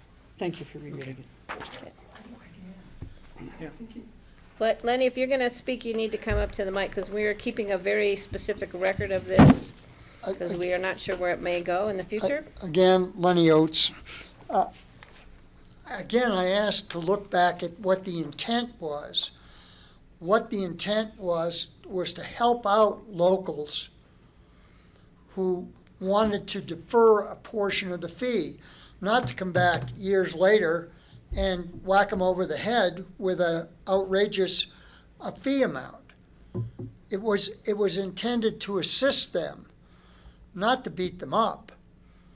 And frankly, the difference between $29,000 and $300 and whatever it is clearly excessive. Just as the sale of properties these days are versus the. I don't think, Madam Chairman, that you can correlate that to what the deed restriction was I'm intended. not, I'm just stating a different fact, that property values have gone up. I'm not I got correlating it. it to the deed restriction. I want to be clear on that. I won't argue that with you. Thank you. Well, you know, Patty, if I might add a brief analogy. Brief. You're fined. Keyword. You go to court, you can't pay the fine, and the judge says, okay, $20 now, $80 next month. And you, in the meantime, the legislature decides it should be $1,100 for speeding. The court is not going to look at you and say, oh, gee, the fee schedule has changed, and you agreed to pay the fine, and the fine is now defined as X. The court understood, you understood, Jim Valerio understood, and the BOCC understood this would be $22,000 or whatever adjusted for inflation. Everybody understood that. You couldn't read any of these documents without memorizing CPIW and understanding actually what it was. Well, I don't necessarily agree with your analogy because I think the court finding system is very different from this system. So, and if the judge said you're going to owe me $80, I don't see any of that number other than the $5,000 was paid. But I really think we need to have an executive session. I have some things I need to clarify. Rye, please. Thank you. I just want to point out that I agree with Mr. Oates' contention that the intent of this deed restriction was to benefit Mr. Valerio as a local occupant, and I believe he availed himself of that benefit by paying a lower fee in 2006. The deed restriction clearly says that the owner and non-qualified transferee are obligated to pay the amount due under the deed restriction at the time of transfer. So Mr. Valerio benefited from the deed restriction when he entered into it, paid a lower fee. Now the property is being transferred to a non-qualified owner, and both Mr. Valerio and the non-qualified owner are on the hook for that. How they split that up, I don't know, but clearly Mr. Valerio has already benefited from the lower fee or the local discount, as Mr. Ireland likes to refer to it as. Okay. So, am I looking at Rye or John Ely to call for an executive session? I just have a couple things I just need to get I clarified. would suggest a motion to be made. I would suggest a motion to be made by the board that you go into an executive session for the purpose of discussion of this appeal with counsel pursuant to CRS 24-6-4024B. Do I have make a- that motion. Second. I have a motion, I have a second. All those in favor, please signify by saying aye. Aye. Aye. Grassroots, we're just gonna run upstairs, gentlemen. And we will be brief, under the terms of Mr. Ireland's definition of brief.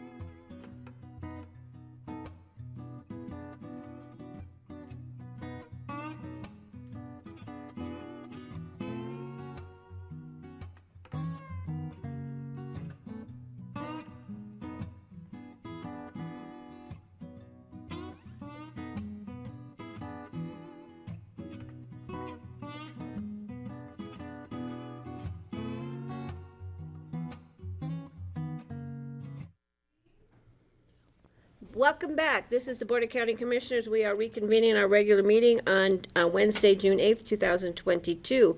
I would like a motion to adjourn from executive session. So moved. I have a motion, I have a second. Further discussion, calling the question. All those in favor, please signify by saying aye. Aye. Welcome, we are back. So, are there any more comments from staff or the appellant? No, I just want to thank staff for the cooperation, not their agreement, but their cooperation in finding all the research materials that went into our case. Great. And they were numerous, and they were not obviously accessible on the internet. Thank you, thanks. And thank you three gentlemen for being here with us today in person. We loved seeing you. So I'm bringing it back to the board. Well, one thing that I'd be curious about, that don't fully understand, is the disposition of the other 10. I mean, the 10 total. Were there only 10? We could only find 10 of record. There have been 265 payments at the time of building permit in full, and almost all those were paid by, contractors, architects, developers, that sort of person. Okay, so the 10 that were they got the resident deal, the reduced rate or deferred. Are all of those resolved at this point, or are some of them still hanging out there? We did not see. I'm not really asking. Oh, sorry. I believe there are still some outstanding deed restrictions. We didn't find any releases of the deed restrictions, which was what you would expect to find if they had been satisfied. Okay. Sorry. Maybe Tom knows the latest. Give Tom a mic, please, if he's gonna. Thank I you. believe of the 10 restrictions, we found, 4 releases total. I believe that's correct. So there might be 5 or 6 still out there that, depending on what we decide here today, could come back to Oh, yeah. same kind of a discussion I'm we're not having gonna pay here in the future? I suppose that's potentially correct. Or is As- the wording different? You indicated the wording was different in Jim Light's covenant than this one. As has been pointed out, all the deed restrictions have slightly different language with respect to the payment. Mm-hmm. And the The one amount. we're looking at is the one before us today. Yeah, So, okay. I'm looking to see if the board is ready for a motion. I'd be ready to make a motion, but I want to hear, I don't have it in front of me, I'm sorry. I wanted to hear what a denial versus approval actually means, just to articulate that again, as you had in your, So if we deny the appeal, the current payment of 300 and something thousand would be what we are supporting as due. right. If we agree with the appellant, then that's your question. What stands? Then we pay what we owed at the time of the signing of the deed restriction, adjusted for CPIW. And in Suzanne's memo, it's about $31,766 something. And we obviously recheck the math, but that's approximately what would happen. Does that clarify that for you? Yeah, it does, thanks. Okay. So, So you gonna make the motion? Sure, if you're all looking at me. You said you were going I'm gonna make I am going to make a motion that we deny the appeal of this Conundrum Creek employee housing impact fee. do I I'll have a second that. second? I have a second. I'm going to make a comment before I agree with the motion, and I believe that staff decision was correct, that there is not a clear or demonstrable error, abuse of discretion, or denial of procedural due process in the application, and I understand Mr. Valerio's concerns, but I think that the language in the deed restriction that I signed still stands as far as the fee will be calculated at the time of the transfer to a non-local resident, which is stated as part of the deed restriction. That's your vote? No, I haven't called a vote yet, but that's my comment. Steve? So in my reading of the deed restriction, depending on which paragraph you read, I come to two different conclusions. And I'm not convinced that one or the other is the correct one at this point. So I, not knowing what the staff was just using a the formula to calculate the fee, but it depends on which paragraph you were reading and interpreting.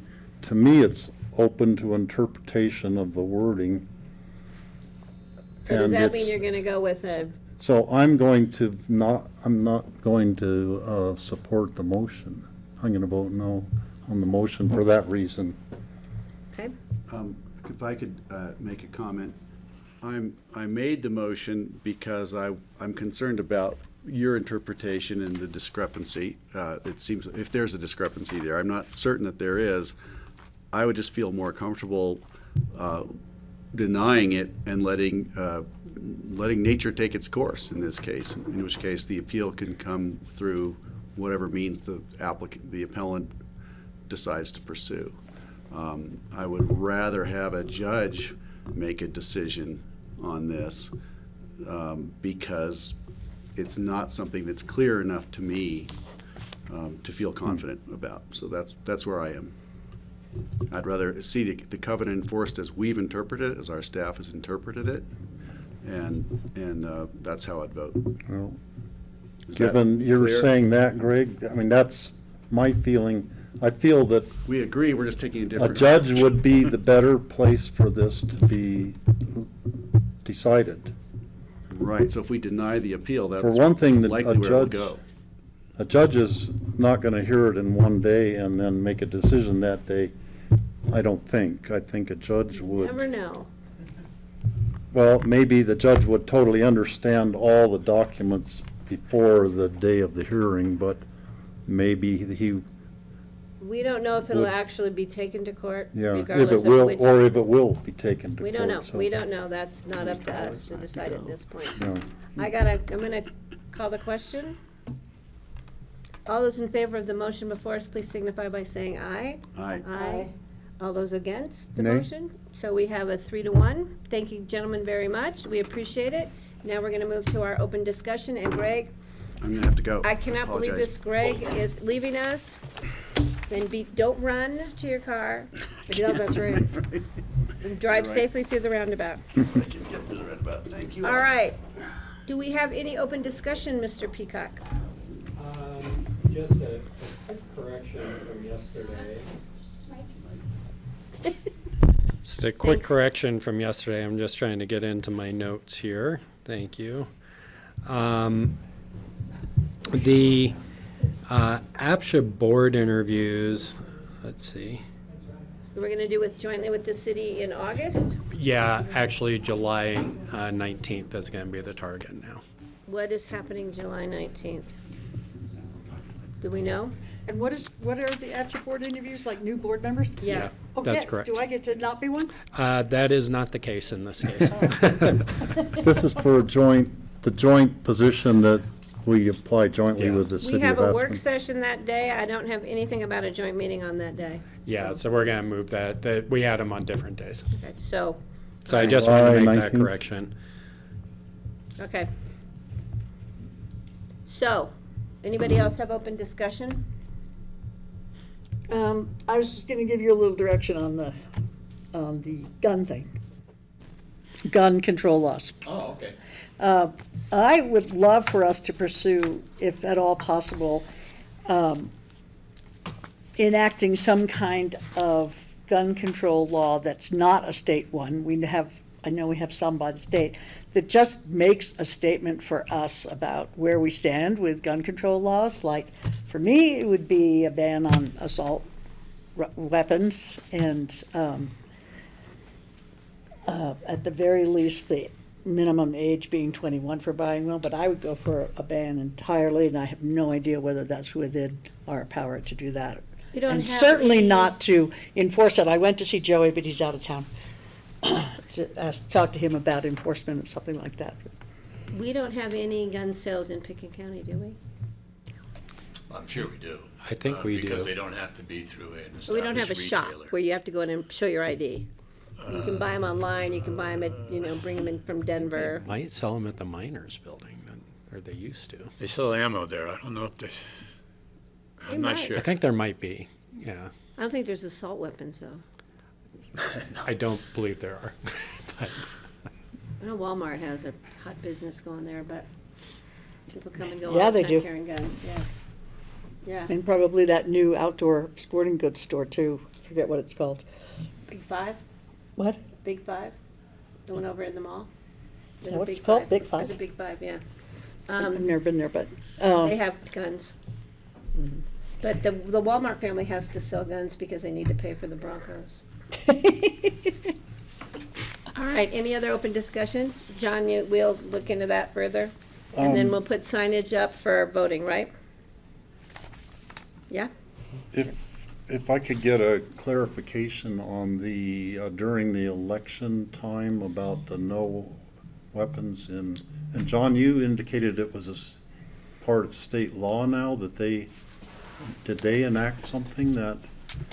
yeah, that is my understanding, talking with our election staff, because after, I think Patty, you had brought it up during an open discussion. I did speak with the clerk's office. They said that was now included in state law, and we did have a follow-up conversation with the sheriff's department. I don't have the details off the top of my head. So, because we need to get something quickly. So that was because the same it thing starts we the 20th. enacted ourselves last year.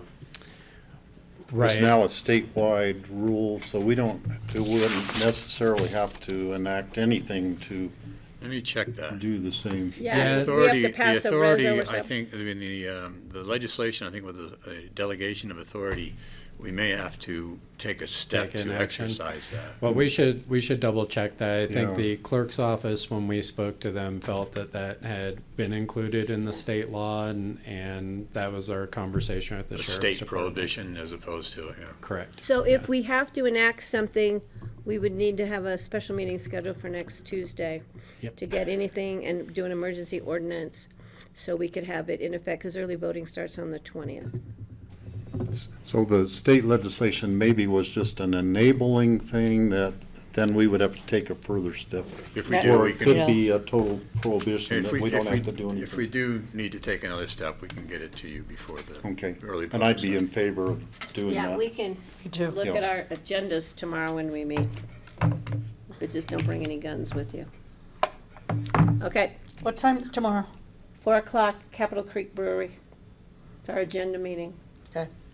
I'll be coming up from down valley, and somebody's Me gonna, too. John, somebody's gonna be bringing, Kara, I think I asked her to bring the agendas with her, because What's I this won't be coming Capitol back up here. Creek Brewery?